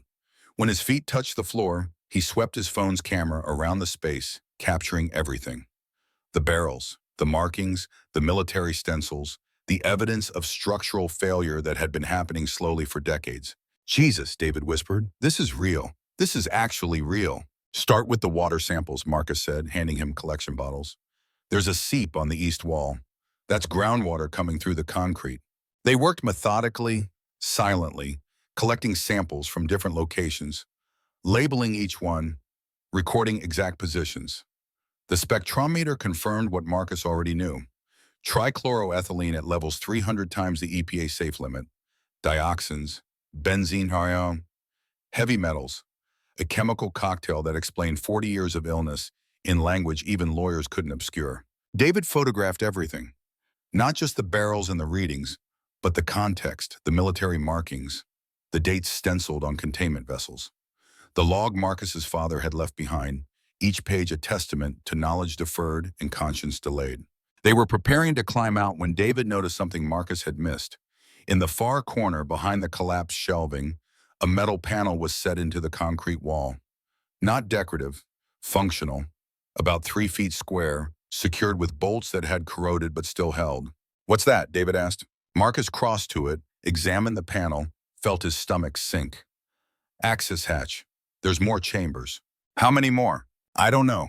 They looked at each other. Going deeper meant more risk, more time underground, more exposure to chemicals that were probably already shortening their lives with every breath. But it also meant more evidence, more proof that this wasn't an isolated incident, but a systematic operation. Marcus made the decision. We go deeper. The bolts resisted. 45 years of corrosion had fused metal to metal, but Marcus had brought tools, and David was young and strong, and together they worked the bolts loose one by one until the panel finally swung open, revealing darkness beyond that swallowed their light beams whole. The passage was narrow, barely wide enough for a man to crawl through. Marcus went first, pulling himself forward on his elbows, feeling walls press in from both sides. The passage angled downward, deeper into earth that felt increasingly wrong, increasingly hostile to human presence. After 20 feet, the passage opened into another chamber, larger than the first, and filled with equipment Marcus recognized from his engineering days. Pumps, generators, filtration systems, all corroded, all silent now.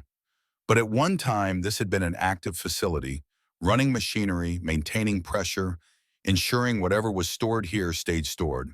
David emerged behind him, swept his camera around the space. This wasn't just disposal, this was storage, long-term containment. They were planning to come back for it, Marcus said slowly, understanding dawning. This wasn't burying waste. This was warehousing it until they figured out proper disposal. And they just never came back. Or they decided it was cheaper to leave it buried and pay a few veterans to keep quiet. David moved deeper into the chamber, following cable runs, examining pump housings. Dad, some of this equipment is still functional. Look, he pointed to a gauge. The needle hovered just above zero, but it was moving. Barely. A tremor of pressure that suggested something was still operating, still working, still trying to maintain containment 45 years after anyone had checked on it. Solar panels, Marcus said, realization hitting him. That's what the vibration is. Solar panels on the surface powering pumps down here, maintaining pressure differentials, keeping the worst of it contained even as the barrels fail. Which means someone designed this to last, and someone's been maintaining it. They looked at each other as the implications sank in. This wasn't abandoned. This wasn't forgotten.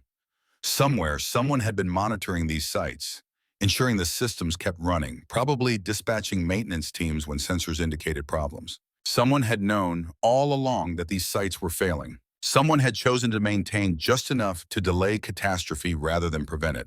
Marcus pulled out his phone. No signal this deep, but the spectrometer still worked, and the readings it showed made the first chamber look clean by comparison. Contamination levels that should have been impossible.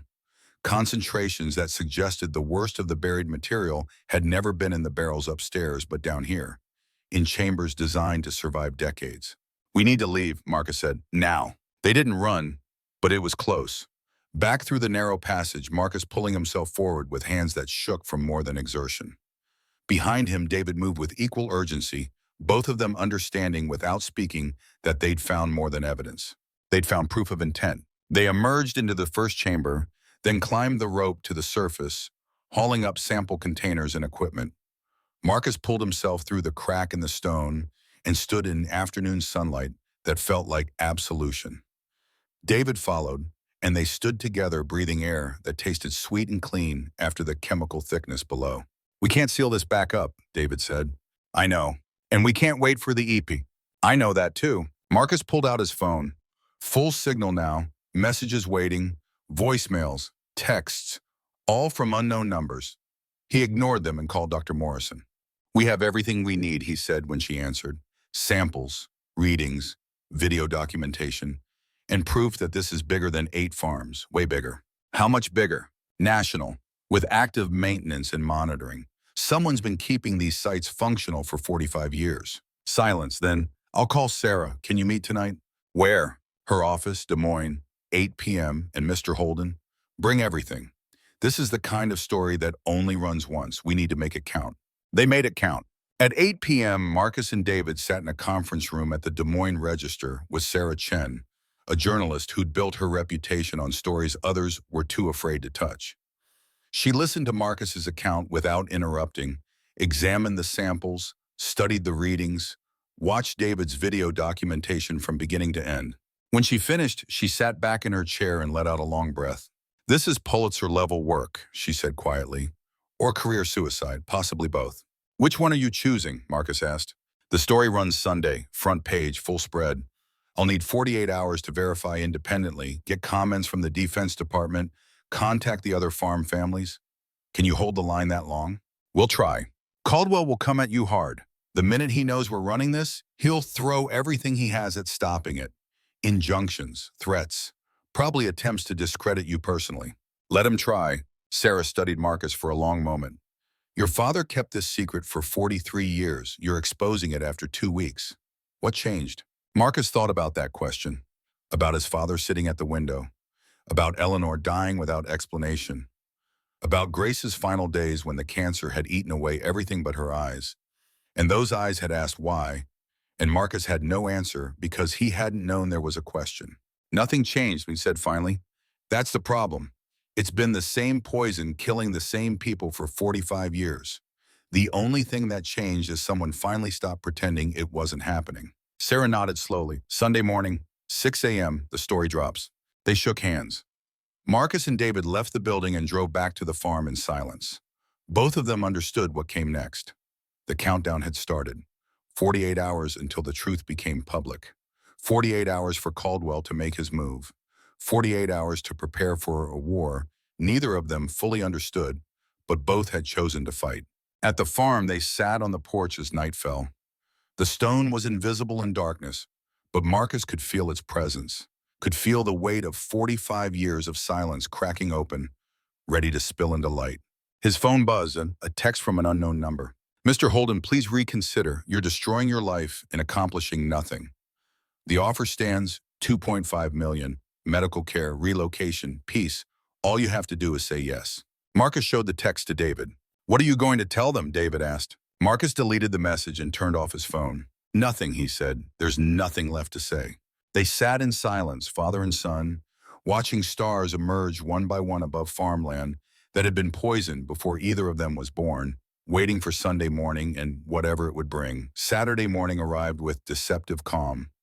Marcus woke before dawn, a habit formed over 52 years that even exhaustion couldn't break.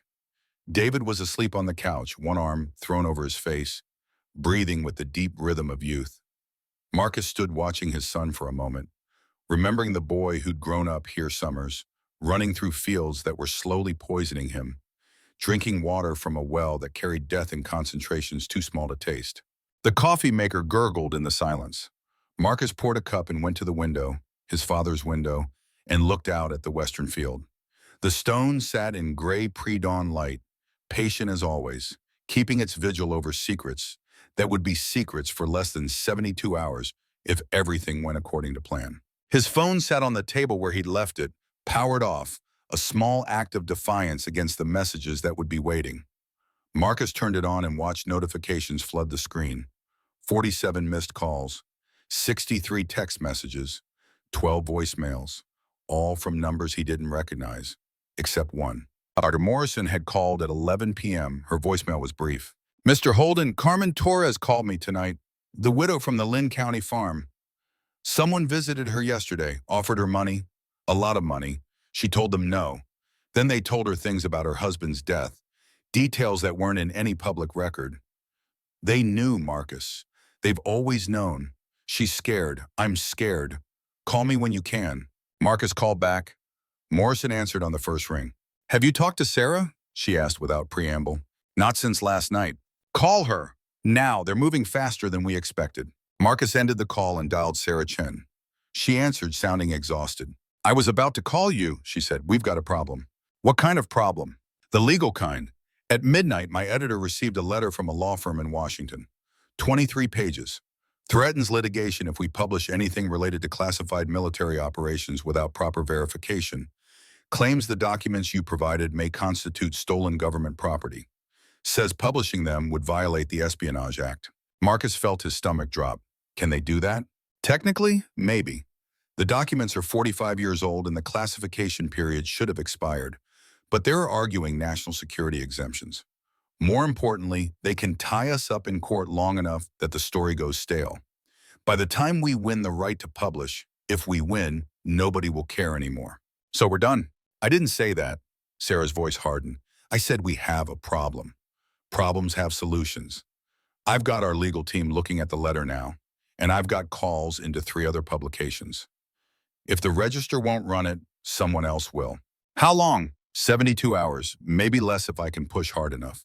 We need to verify everything independently anyway. This just adds an extra step. Marcus closed his eyes.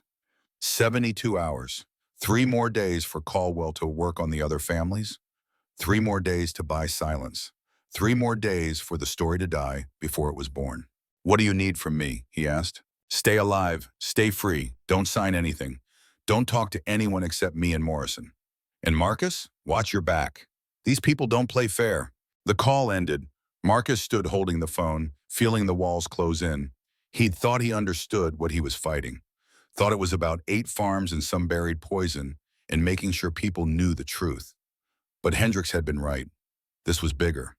47 sites, 15 powerful men, a conspiracy that stretched across decades and touched institutions Marcus had always assumed were untouchable. David appeared in his doorway, hair disheveled, eyes still heavy with sleep. What's wrong? Marcus told him about the legal threat, about Carmen Torres being visited, about the 72-hour delay. David listened without interrupting, his expression growing harder with each detail. They're going to bury it, David said when Marcus finished. They're going to use lawyers and delays and threats until we give up or the story becomes too old to matter. Sarah says she can still publish. In 3 days. A lot can happen in 3 days. David pulled out his phone. We need insurance. What kind of insurance? The kind that makes it impossible to bury the story even if they stop Sarah. David's fingers moved across his screen. I'm uploading everything to multiple cloud servers. Encrypted backups. If something happens to us, it automatically releases to a list of journalists, WikiLeaks style. Marcus wanted to object. Wanted to say that was too extreme, too paranoid. But men who threatened newspapers at midnight and visited widows with detailed knowledge of their husbands' deaths weren't playing by rules that rewarded restraint. Do it, Marcus said. They spent the next hour implementing David's insurance policy. Videos uploaded to servers in 3 countries. Documents distributed across encrypted platforms. A digital dead man's switch that would trigger if either of them failed to check in every 12 hours. It felt like preparing for war, which Marcus supposed they were. At 8 a.m., a car pulled into the driveway. Black sedan, government plates. 2 men emerged, both wearing suits too formal for rural Iowa on a Saturday morning. Marcus watched them approach from the window, felt David move to stand beside him. FBI, David asked. Probably. The knock came, polite but firm. Marcus opened the door to find both men holding credentials. Mr. Holden, I'm Special Agent Torres. This is Special Agent Kim. We're with the FBI's Environmental Crimes Division. We'd like to ask you some questions about Site 7. Marcus stepped aside. Come in. They settled in the kitchen, the agent sitting across from Marcus and David, like this was a friendly conversation rather than an interrogation. Agent Torres did most of the talking, his voice carrying the practiced neutrality of someone trained to extract information without revealing anything in return. We understand you've been in contact with the Environmental Protection Agency regarding historical contamination on this property. That's correct. And we understand you've come into possession of documents related to military chemical disposal operations conducted in the 1970s. My father's documents from his service. Those documents may be classified, Mr. Holden. Possessing them could be a federal crime. Marcus met Torres's eyes. They were in my father's desk, in his house, which I inherited. I didn't steal anything. Intent doesn't always matter. The law is clear about classified materials. They remain government property regardless of how they're obtained. Then the government should have collected them when my father died. Instead, they let him keep them for 43 years while the poison he helped bury leaked into groundwater that killed my mother and my wife. Torres' expression didn't change. We're not here to debate policy, Mr. Holden. We're here to collect those documents and any samples you may have taken from the site. No, I'm sorry. I said no. Those documents are evidence. Evidence of crimes, evidence of negligence, evidence that people have a right to see. Agent Kim spoke for the first time. Mr. Holden, we can obtain a warrant. We can seize everything in this house. We can make this very difficult for you. David leaned forward. You can try, but everything you want is already backed up in multiple locations. You seize the originals, the copies go public immediately, along with documentation of this conversation, along with proof that the FBI tried to suppress evidence of ongoing environmental crimes. Torres studied David with new attention. And you are? His son, and a software engineer who knows how to make data impossible to erase. The agents exchanged glances. Some unspoken communication passed between them. Torres turned back to Marcus. Mr. Holden, I don't think you understand the situation you're in. The operations your father participated in were part of classified programs. Programs that involve national security considerations you're not cleared to know about. Exposing those operations could compromise ongoing intelligence activities. It's been 45 years. Some secrets don't have expiration dates. Marcus thought about his father, about Carmen Torres, about 147 cancer cases in a 15-mile radius. Some secrets kill people. Those ones need to expire. Torres stood. We'll be in touch, Mr. Holden, with a warrant. And when we come back, you'll turn over everything or face federal charges. Think carefully about which matters more, your principles or your freedom. They left without waiting for a response. Marcus and David watched the sedan pull away, dust rising in its wake like a declaration of intent. That was a threat, David said. That was a promise. What do we do? Marcus pulled out his phone and called Sarah Chen. The FBI just left. They're coming back with a warrant. They're going to seize everything and charge me with possessing classified documents. Once I'm arrested, the story becomes about me instead of the contamination. Sarah was quiet for a moment. There might be another way. If I can't publish the full investigation yet, I can publish a news brief. Right now, breaking news. FBI investigates chemical contamination claims in rural Iowa. Just enough to get it on record. Just enough to make it harder to bury. Do it. Marcus, once this is public, even in brief form, there's no taking it back. They'll come at you with everything. They're already coming at me with everything. At least this way, people will know why. The brief went live at 10 a.m., 3 paragraphs, no details. Just enough to confirm that allegations had been made, that the FBI was involved, that chemical contamination from historical military operations was under investigation. Sarah posted it to the Register's website and social media. Within minutes, it started spreading. Marcus's phone exploded with notifications. News outlets requesting interviews. Bloggers demanding information. Conspiracy theorists claiming vindication. The brief had been deliberately vague, which meant everyone filled in the gaps with their own assumptions. Some got close to the truth. Most veered into territory so outlandish it would have been funny if Marcus's life wasn't hanging in the balance. At 11 a.m., a different car arrived. Not FBI this time. A limousine, black and gleaming, absurdly out of place in the farmyard. A single man emerged, late 50s, gray hair perfectly styled, suit that probably cost more than Marcus's truck. He walked to the door with the confidence of someone who'd never been told no and meant it. Marcus opened the door before he could knock. Mr. Holden. The man extended his hand. Vaughn Caldwell. We spoke on the phone. Marcus didn't take the hand. I told you no. You told me you needed time to think. I'm giving you one more opportunity to think clearly. Caldwell lowered his hand, seemed unbothered by the rejection. May I come in? No. Then we'll talk here. Caldwell gestured to the porch. Marcus stepped outside, leaving David visible through the screen door, phone in hand, recording everything. Caldwell noticed, smiled slightly. Smart. Document everything. Protect yourself. I respect that. It's what your father would have done. Don't talk about my father. Why not?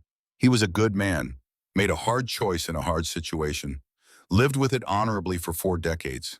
You could learn from his example. Marcus felt anger rise hot in his chest. His example killed my mother. Cancer killed your mother, a disease that strikes millions of people for reasons we still don't fully understand. You're making connections based on proximity and grief, not science. I have science, samples, readings, documentation. You have samples of questionable provenance taken without proper oversight.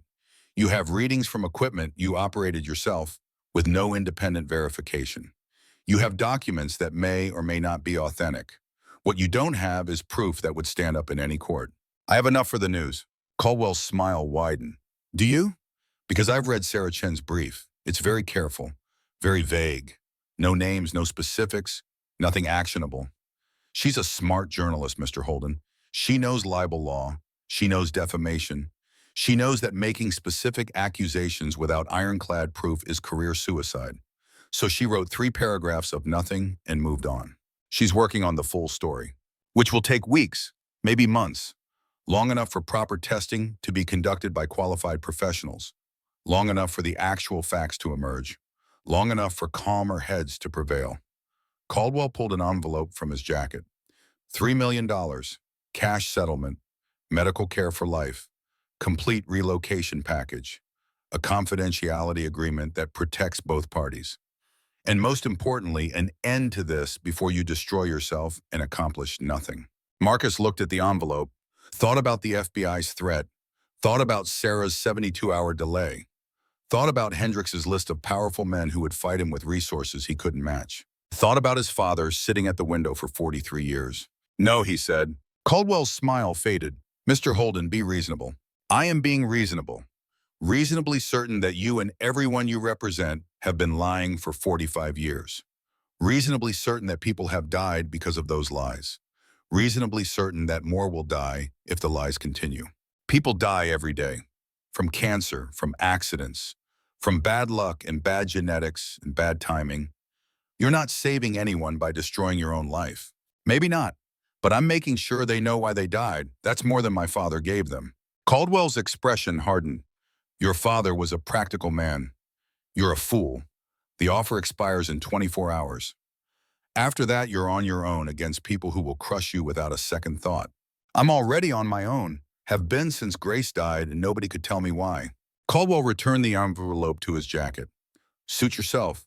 But when the FBI arrests you, when you lose this farm, when your son loses his job because nobody wants to hire the family of a domestic terrorist, when you're sitting in a federal prison wondering why you thought truth mattered more than survival, remember I tried to help you. He walked back to the limousine without waiting for a response. Marcus watched it pull away, dust settling slowly in its wake. David emerged onto the porch. Domestic terrorist? Apparently, that's what they're calling people who expose government crimes now. Can they actually arrest you? If they want to badly enough, they can arrest me for anything. Whether the charges stick is a different question. David was quiet for a moment. Dad, what if Caldwell's right?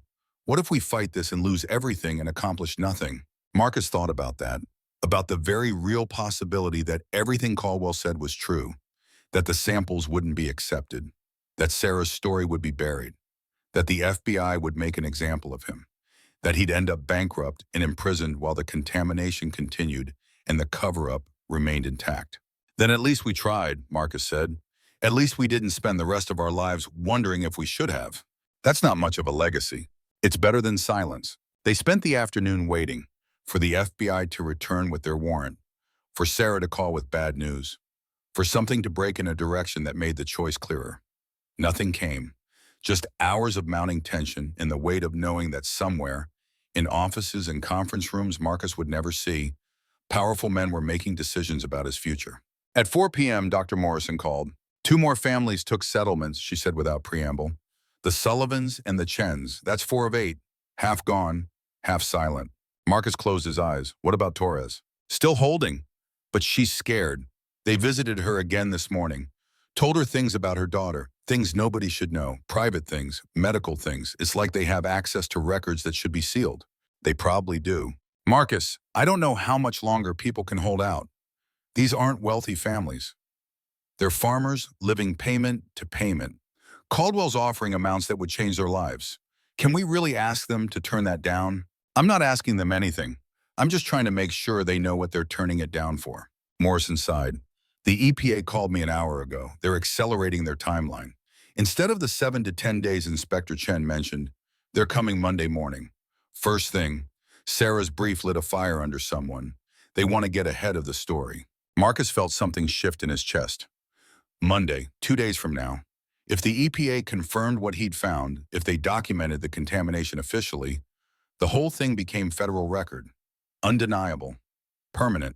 That changes things, Marcus said. It does. If we can hold the line until then, if they find what we found, the entire thing becomes official investigation. Can't be buried. That's assuming Caldwell doesn't buy them off too. EPA inspectors can't be bought. Everyone can be bought. The question is price. The call ended. Marcus stood at the window watching the sun sink toward the horizon. 2 days, 48 hours. It felt like forever and no time at all. David ordered pizza from town. They ate in silence. Neither particularly hungry, but both understanding they needed to maintain strength for whatever came next. The pizza was mediocre. The same pizza Marcus remembered from his childhood, from the one restaurant in town that had survived decades by being the only option. At 8 p.m., headlights appeared in the driveway again. Not a sedan this time, a pickup truck. Old, worn, familiar. Jake Patterson emerged, and Marcus felt his stomach tighten. Patterson had been his father's friend, had attended the funeral, had never said much, but had stood in solidarity with a man he'd known for 40 years. Marcus opened the door. Patterson stood on the porch, hat in his hands, looking older than Marcus remembered. Jake! Marcus, can we talk? Come in! Patterson entered slowly, nodded to David, took the offered seat at the kitchen table. He sat for a long moment, saying nothing, turning his hat in his hands, clearly struggling with something. Spit it out, Jake, Marcus said, not unkindly. They came to see me today. Caldwell's people. Told me what you're doing. Told me what it means for property values if this gets out. Told me my land could lose half its value overnight. Probably more than half. Patterson looked up. My land's all I got, Marcus. I'm 67 years old. Can't work like I used to. Was planning to sell in a few years. Retire on the proceeds. You do this, you destroy that plan. I'm sorry. Are you? Because from where I'm sitting, you're burning down the neighborhood to make a point. Marcus felt anger flash. The neighborhood's already poisoned, Jake. I'm just making sure people know it. Some things are better left unknown. Is that what you told yourself when my mother got sick? When Grace got cancer? Better not to know why. Patterson's face reddened. That's not fair. None of this is fair. That's the point. Your father understood. He made his peace with it. Lived a good life anyway. Why can't you do the same? David spoke up. Because making peace with poison doesn't stop it from killing people. Patterson turned to David. You don't remember your grandmother. I do. She was a good woman, kind would have given you the shirt off her back. When she got sick, we all pitched in. Helped your grandpa with the medical bills. Brought food when he couldn't cook. Sat with her in the hospital. We took care of our own. That's what community means. Community built on lies isn't community, David said. It's conspiracy. It's survival. Something you might understand when you're older and life's knocked enough hope out of you. Marcus put a hand on David's shoulder, felt the tension there. Jake, I appreciate you coming. I know this isn't easy, but I'm not stopping. Not even for $3 million? Caldwell told you about the offer. He told everyone, said you were holding out for more, said you were trying to get rich off your father's sacrifice. Marcus laughed, a harsh sound. Is that what he's calling it? Sacrifice? Isn't it? Your dad gave up his right to speak, gave up his peace of mind, carried that burden for 43 years so you could have a better life. And now you're throwing it all away. He carried it because he was paid to, because it was easier than facing what he'd done. I'm not judging him for that. I understand why he made the choice, but I'm not making the same one. Patterson stood, placed his hat back on his head. Then you're a fool. And when this is over, when you've lost everything and the poison's still in the ground and nothing's changed except you're broken, don't come looking for sympathy. You had a way out. You chose this. He left without waiting for a response. The door closed behind him with a finality that felt like an ending. David turned to Marcus. He's right, about the outcome. We might lose everything and accomplish nothing. I know, but you're doing it anyway. I'm doing it anyway. Why? Marcus thought about that question, about all the reasons he could give. Justice, truth, responsibility, legacy. But in the end, it came down to something simpler. Because I have to be able to look at myself in the mirror. And I can't do that if I take blood money and call it wisdom. David nodded slowly. Okay then, we go down swinging. We go down swinging. They sat in the kitchen as night deepened outside. No more visitors came, no more calls. Just the silence of a farmhouse that had held too many secrets for too many years, waiting to see if speaking them would bring liberation or destruction. At midnight, Marcus's phone buzzed, a text from Sarah Chen. Full story publishes Monday morning, 6 a.m., same time as EPA arrival. Coordinated release. My editor approved it. Legal says we're clean on the Espionage Act threat. The documents are old enough and the public interest is strong enough. We're going all in. Marcus showed the text to David. 48 hours, David said. 48 hours. They didn't sleep that night. Couldn't. Instead, they sat at the kitchen table talking. About Grace, about Eleanor, about Thomas and the choices he'd made and the life he'd lived, about the farm and the stone and the poison beneath, about what Monday would bring and what would come after. Around 3 a.m., David asked a question Marcus had been avoiding. Dad, do you think you're sick from the contamination? Marcus had wondered the same thing.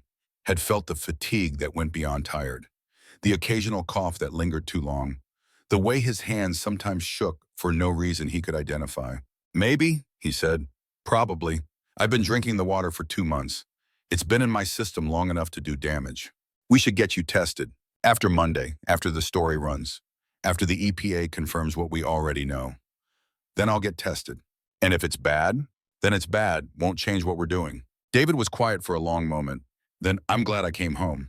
Me too. Not for this. Not for the poison and the fight and everything. But for us. For getting to know you again. For understanding why Grandpa pushed you away. For breaking the cycle. Marcus felt something in his chest crack open. Not breaking. Opening, like light through a doorway long kept closed. Your grandfather loved us, Marcus said. In his own broken way. He just didn't know how to show it except through distance. You're different. I'm trying to be. Sunday arrived. The last day before everything changed. Marcus and David spent it preparing. Backing up files one more time. Organizing documents.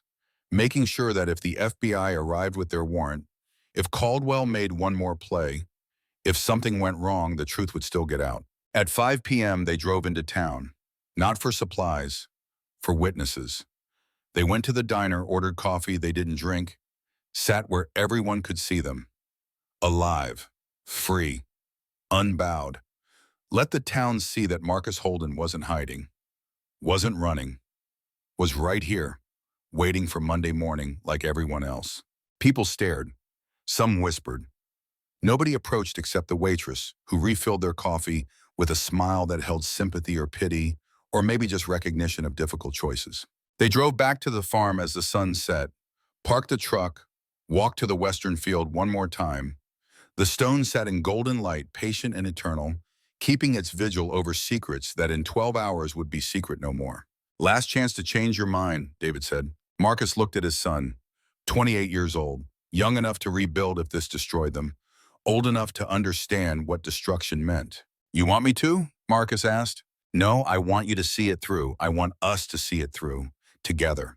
They stood shoulder to shoulder watching darkness claim the field, the stone, the land that had been both blessing and curse to 3 generations of Holden men. At midnight, Marcus's phone rang. Unknown number. He almost didn't answer. Then some instinct made him press accept. Mr. Holden, Colonel Hendricks's voice, old and tired and carrying something that might have been respect. It's going to be bad, worse than you imagine. They're going to come at you with everything. Federal charges, civil suits, character assassination. They're going to make you wish you'd taken the money. I know. And you're doing it anyway. I'm doing it anyway. A long pause, then. Your father would be proud and terrified, probably both. Are you going to try to stop me? No, I'm too old and too tired and too close to meeting my maker to keep lying. But I wanted you to know. What you're doing, it matters. Even if it costs you everything, it matters. The line went dead. Marcus stood holding the phone, looking out at darkness so complete he couldn't see the stone anymore. But he knew it was there, knew what it held, knew that in 6 hours the seal would finally completely break. Who was that? David asked. A ghost, Marcus said, saying goodbye. They went inside, set alarms for 5 a.m., lay down in their respective rooms and pretended to sleep, waiting for Monday, waiting for 6 a.m., waiting for the moment when 45 years of silence would become noise too loud to ignore. Waiting for the reckoning they'd chosen over comfort. Waiting for consequences they couldn't predict, but had decided to face anyway. Waiting for dawn.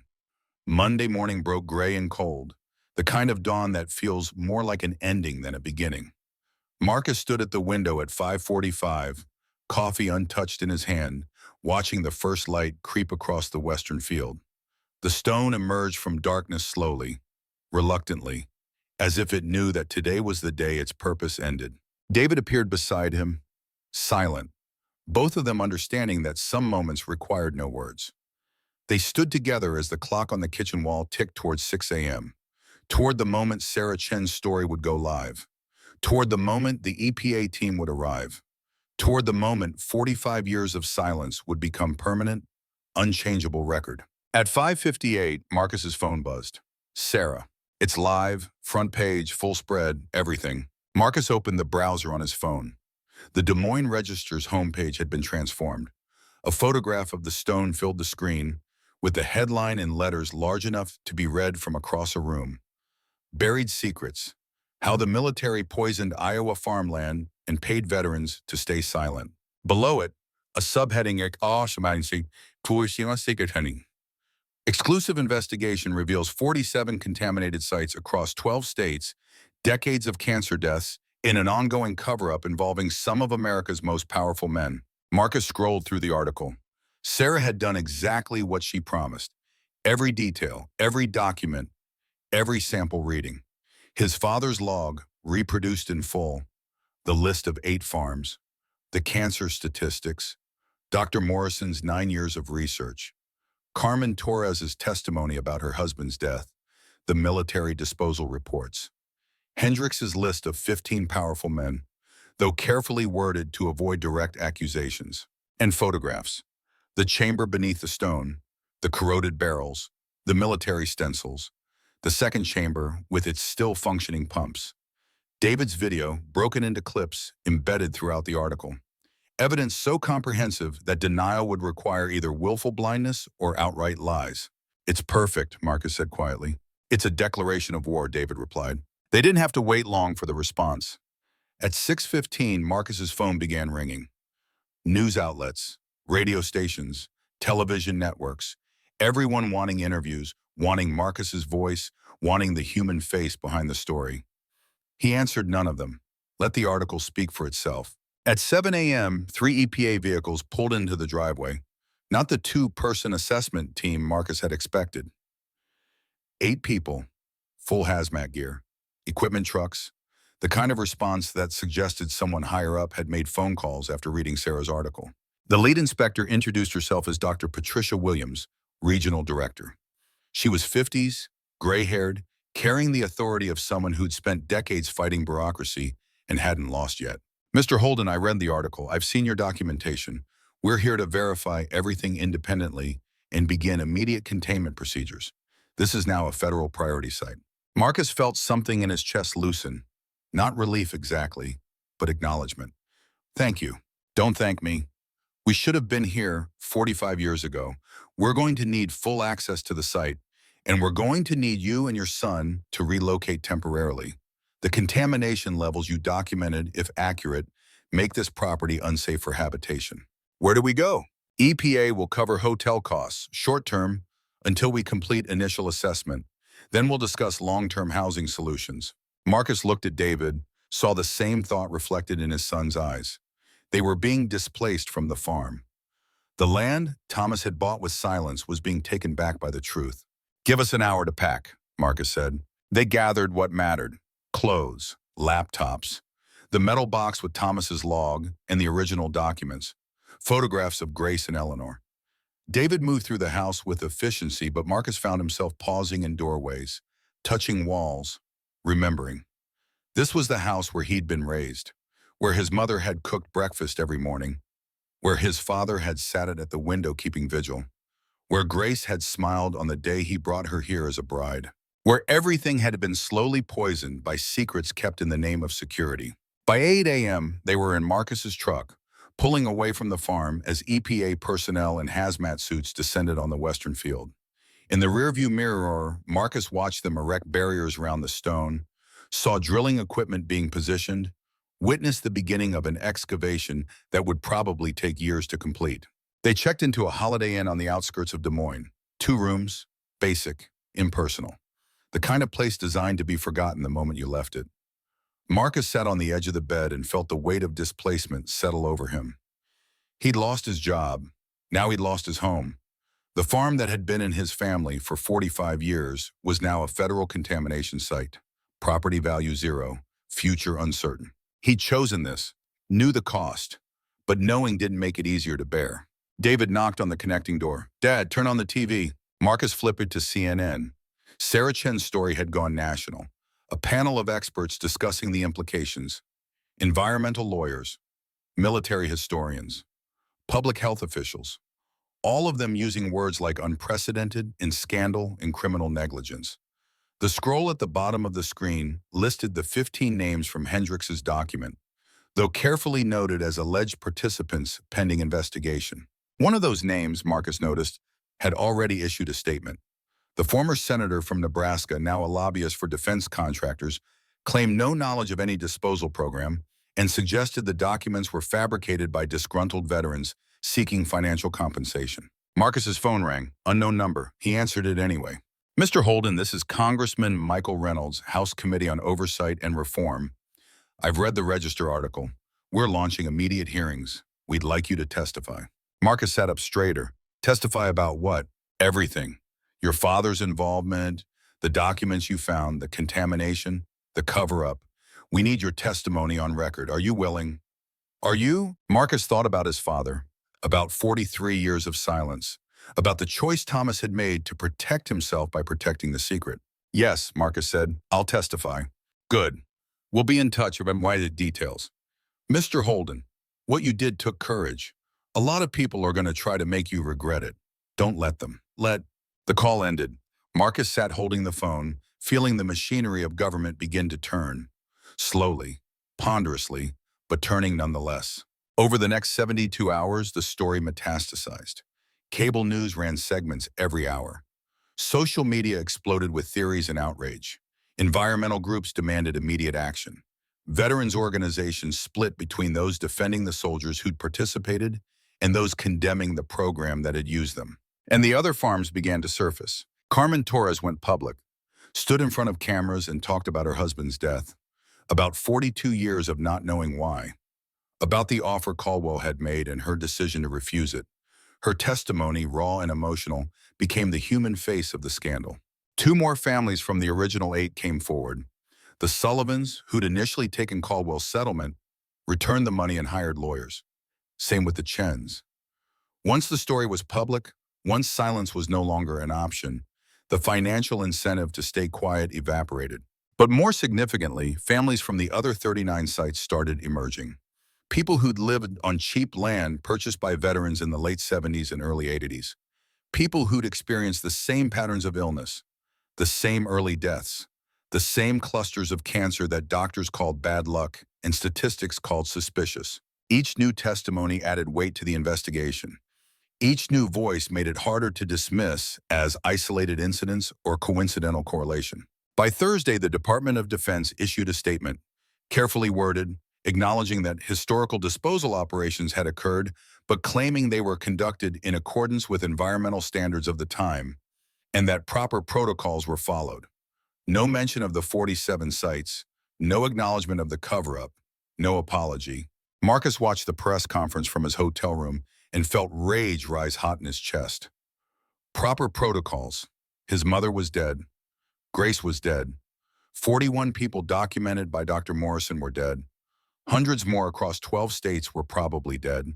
And the Department of Defense was talking about protocols. His phone rang. Sarah Chen. Did you see the DOD statement? I saw it. It's garbage. Careful, lawyered garbage designed to admit nothing while appearing transparent. What do? We keep digging. I've got reporters in 6 states tracking down the other sites. Everyone we confirm makes the DOD's statement look weaker. And Marcus, the House hearing is scheduled 2 weeks from today. You ready? I'm ready. Friday brought unexpected news. Colonel Hendricks died.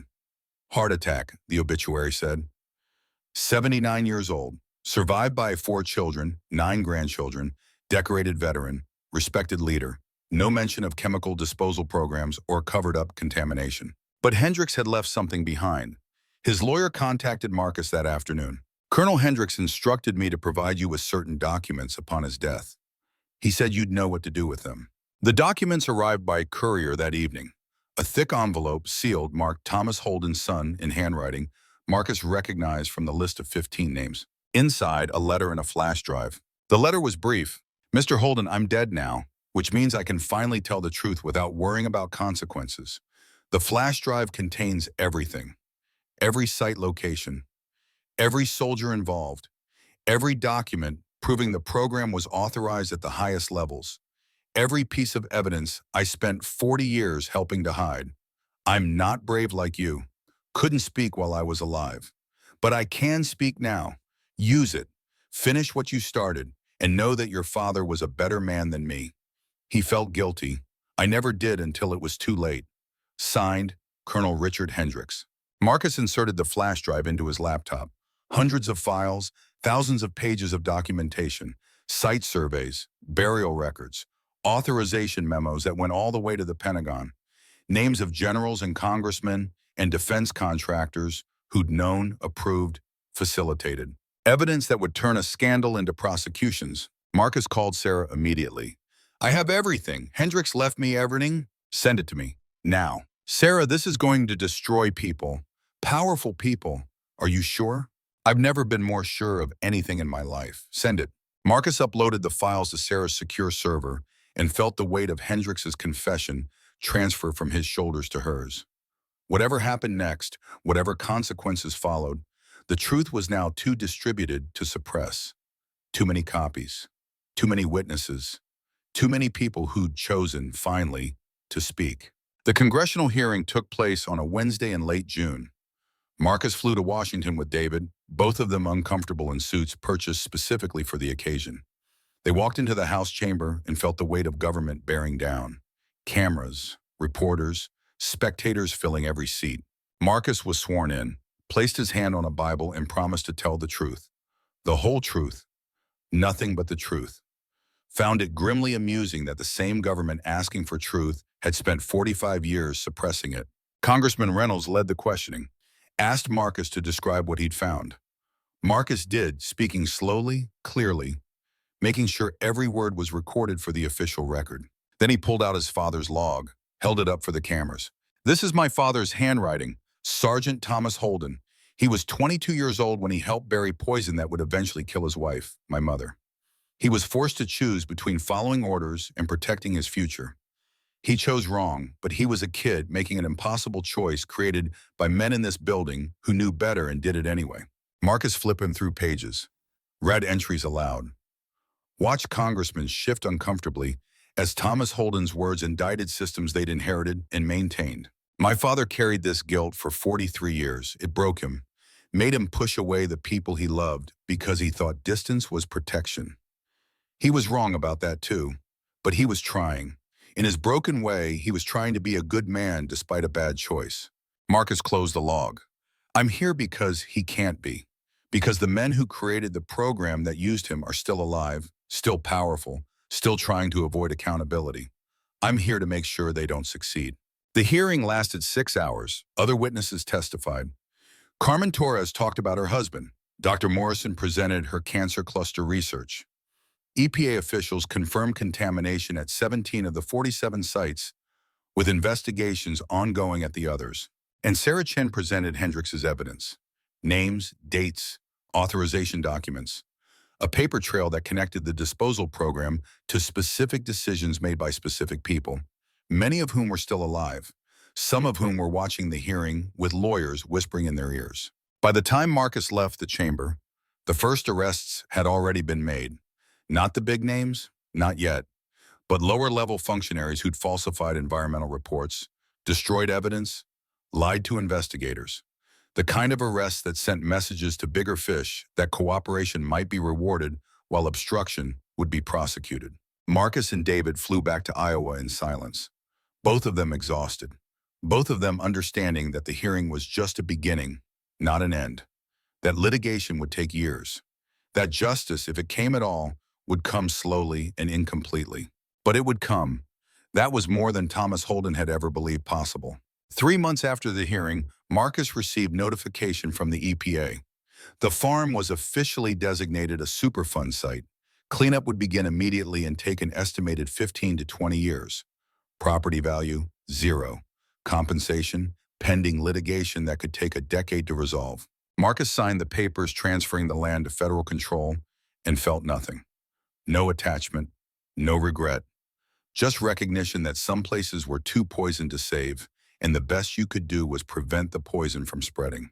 He used what remained of his savings to rent a small house in Des Moines. 2 bedrooms, nothing special, but it had clean water and soil that had never been contaminated and windows that didn't look out at secrets buried in the western field. David moved in temporarily while Marcus figured out what came next. They fell into an easy routine. Coffee in the morning, David working remotely for his Seattle company, Marcus attending doctor's appointments. The doctors had confirmed what Marcus already suspected. Liver damage, early stage, probably from trichloroethylene exposure. Treatable, they said. Manageable, but permanent. Marcus would spend the rest of his life taking medication and getting regular screenings and knowing that his father's choice was written into his cells. 1 year after the story broke, the first settlements were announced. Not government admissions of wrongdoing, carefully worded compensation packages for parties affected by historical disposal operations. Carmen Torres received $800,000. The Sullivan family, $600,000, similar amounts for others. Marcus's settlement came to $1.2 million, compensation for his mother's death, Grace's death, loss of property value, medical monitoring for himself and David. The letter accompanying the check emphasized this was not an admission of liability, but rather an acknowledgement of hardship. Marcus deposited the check and felt nothing. No triumph, no vindication. Just tired acceptance that money was how institutions said sorry when words were too expensive. He gave half to David, not as inheritance, but as acknowledgement that his son had chosen truth over comfort and paid a price for it. David's company had let him go quietly after the publicity, citing reorganization. Code for "we don't want the controversy." David had found other work, would be fine, but the stain remained. With what was left, Marcus did something his father never could. He established a foundation. Small, modest, dedicated to testing water quality in rural areas and providing free medical screenings for communities near known disposal sites. Not enough to fix what was broken, but enough to help people know what they were facing. He named it the Eleanor Grace Foundation, after his mother and his wife, after the two women whose deaths had purchased his understanding that silence protected no one, and truth, however painful, was the only foundation worth building on. 2 years after the story broke, Marcus returned to the farm for the first time since the EPA had taken control. They'd removed the stone, excavated the chambers, extracted the barrels and the contaminated soil. The western field was now a pit 30 feet deep, lined with machinery that ran constantly, pumping and filtering and treating ground that would take 2 decades to clean. Marcus stood at the edge of the pit and felt David's hand on his shoulder. "How do you feel?" David asked. "Sad, relieved, I don't know." "Think Grandpa would approve?" Marcus thought about that, about Thomas sitting at the window, about the log that documented his slow surrender to guilt, about the final letter asking Marcus to finish what he couldn't start. "I think he'd be terrified and proud in equal measure, same as he was about most things." They walked to the small cemetery at the edge of the property. Thomas's grave, Eleanor's beside it, Grace's on the other side. 3 stones marking 3 lives ended by choices made in conference rooms and buried in darkness. Marcus placed flowers on each grave, cheap carnations from the grocery store. Nothing fancy, but present, acknowledged, remembered. "I forgive you," he said to his father's stone. Not loud, barely a whisper, but meaning it. "You did the best you could with what you knew. I understand that now." David placed his hand on Thomas's headstone. "I never knew you, Grandpa, but I know what you gave me. You gave me a father who chose differently, who broke the cycle, who showed me that silence might be easier, but truth matters more. So thank you for being broken in a way that made him whole." They stood in silence as the sun set behind excavation equipment and hazmat-suited workers and the slow machinery of remediation. This land would never be farmland again, would never grow crops or support cattle or provide income, but it would be clean eventually. That was something. 3 years after the story broke, Marcus received an invitation to speak at a veterans event in Omaha. He almost declined, didn't feel qualified to represent anything except the consequences of choices made by men braver and more broken than him. But the organizer persisted, said his story mattered, said veterans needed to hear that following bad orders didn't make you a bad person, that carrying guilt was human, but carrying it alone was unnecessary. Marcus agreed, brought David with him, stood on a stage in front of 200 veterans and told them about his father, about Thomas Holden, who'd served his country and been used by it, who'd made a choice at 22 that defined the next 57 years of his life, who died apologizing for protecting his family the only way he knew how. "My father wasn't a villain," Marcus said. "He was a soldier who followed orders and paid for it every day for the rest of his life. Some of you probably know what that feels like. Following orders that sit wrong in your gut, doing things because you're told to, even when you suspect you shouldn't." He paused, looking out at faces that ranged from 20s to 80s. I can't tell you whether my father's choice was right or wrong. What I mean, that's above my pay grade. But I can tell you that secrets, even secrets you keep for good reasons, have weight. And that weight will crush you if you carry it alone. After the speech, a man approached. Late 70s, walked with a cane, Vietnam veteran based on the cap he wore. I knew your father, the man said. Not well, but we served together for 6 months in 76 Chemical Disposal Unit. He was a good kid, didn't deserve what they did to him. Marcus felt his throat tighten. What did they do to him? Told him it was safe. Told all of us. We were just kids, 19, 20, 22. What did we know about chemicals or environmental impact? They said jump. We jumped. They said bury it. We buried it. Tom felt it more than most. Felt the wrongness. Tried to speak up once. Got shut down hard. After that, he just did what he was told and tried to forget. Did you, Marcus asked? Forget? The veteran shook his head. Nobody forgets.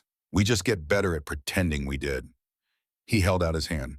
Thank you for finishing what he started, for making sure it meant something. They shook hands. The veteran walked away.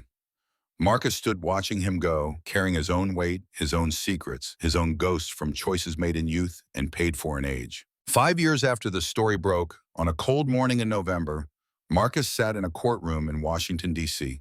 Final settlement hearing. The last of the legal battles. The government had fought every step, denied everything they could deny, admitted only what evidence forced them to acknowledge. But in the end, evidence was overwhelming. Hendrix's documents, Thomas's log, EPA testing, congressional testimony. The weight of truth finally exceeded the government's ability to suppress it. The judge approved a settlement of $2.3 billion, distributed among 347 families across 12 states.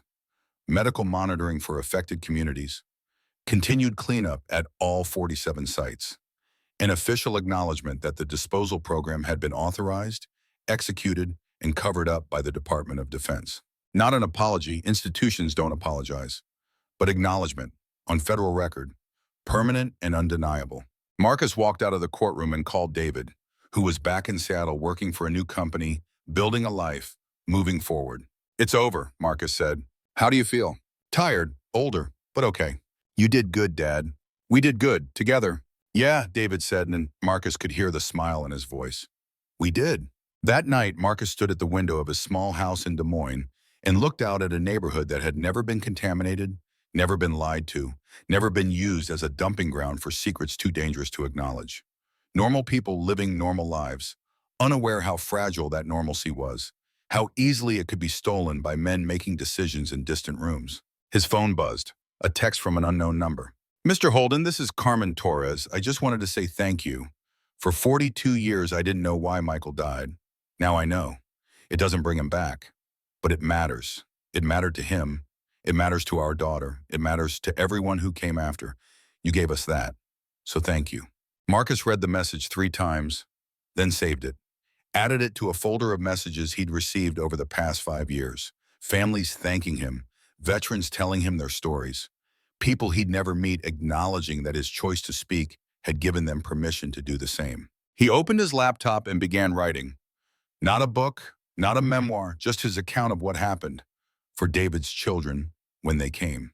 For the grandson or granddaughter who might someday ask what their great-grandfather did and why it mattered. He wrote about Thomas, about a young soldier following orders and living with the consequences. About Eleanor, who'd known enough to be afraid but loved enough to stay silent. About Grace, who died without knowing the ground beneath her feet was poisoned. And he wrote about the stone, about granite placed deliberately to seal a secret, about how it had stood for 45 years until a storm cracked it open and forced the truth into light. About how some foundations were never meant to last forever. They existed only to postpone a reckoning. And when they failed, as they always did eventually, what mattered wasn't how long the secret had been kept, but who chose to end it. 10 years after the story broke, Marcus was diagnosed with liver cancer. Advanced. Treatable but not curable. The doctors gave him 2 years, maybe 3, with aggressive treatment. Marcus chose treatment, not for himself. He was 54 when he'd first drunk water from his father's well, 62 when the cancer was found. He'd lived longer than his mother, longer than Grace, longer than his father. That was enough. But David was planning to get married, would have children soon. Marcus wanted to meet them, wanted them to know their grandfather, wanted to tell them in person that the choices you make matter even when they cost you everything, especially then. He lived 2 years and 8 months after the diagnosis, long enough to attend David's wedding, long enough to hold his granddaughter, Elizabeth Grace, named for the women who'd come before, long enough to sit in a rocking chair and tell her stories about her great-grandfather, about hard choices and heavy burdens and the price of silence. Marcus Holden died on a Tuesday morning in April, with David holding one hand and his daughter-in-law holding the other. His last words were, "The ground is clean now. Let it stay that way." They buried him next to Grace, not on the farm, which was still a Superfund site and would be for another decade, but in a cemetery in Des Moines, under oak trees that had never known poison, in soil that was exactly what it appeared to be.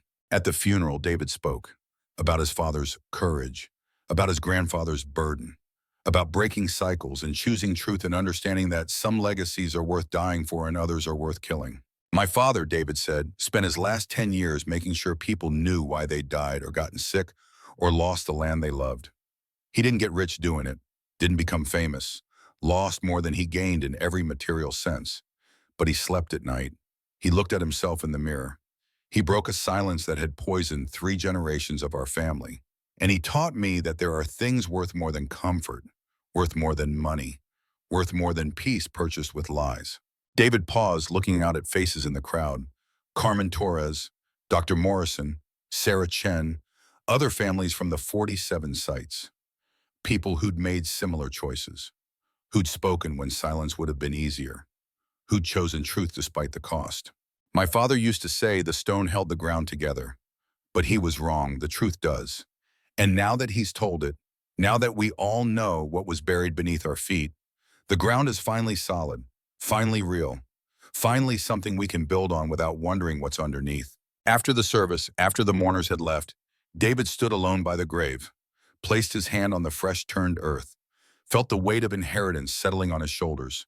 Not land, not money, not secrets, but responsibility. Responsibility to remember, to speak, to make sure his daughter grew up knowing that silence protects the powerful while truth protects the innocent. That comfort purchased with lies is no comfort at all. That some foundations must be torn down before honest ones can be built. Elizabeth would know her great-grandfather's story, would know what he'd done and why it mattered, would know that Thomas Holden had made a choice at 22 that echoed through 4 generations, and that Marcus Holden had made a different choice at 52 that finally broke the echo.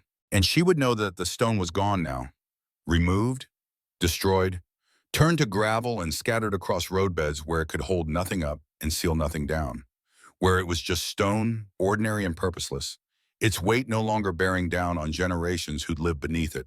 David walked away from the grave as the sun set, carrying his daughter, carrying his father's legacy, carrying the knowledge that truth, however painful, was the only foundation worth building a life on. Behind him, Marcus Holden rested in clean ground beside the wife he'd loved and the mother he'd lost. The burden of stone finally lifted, the weight of silence finally released. The earth, at last, allowed to breathe.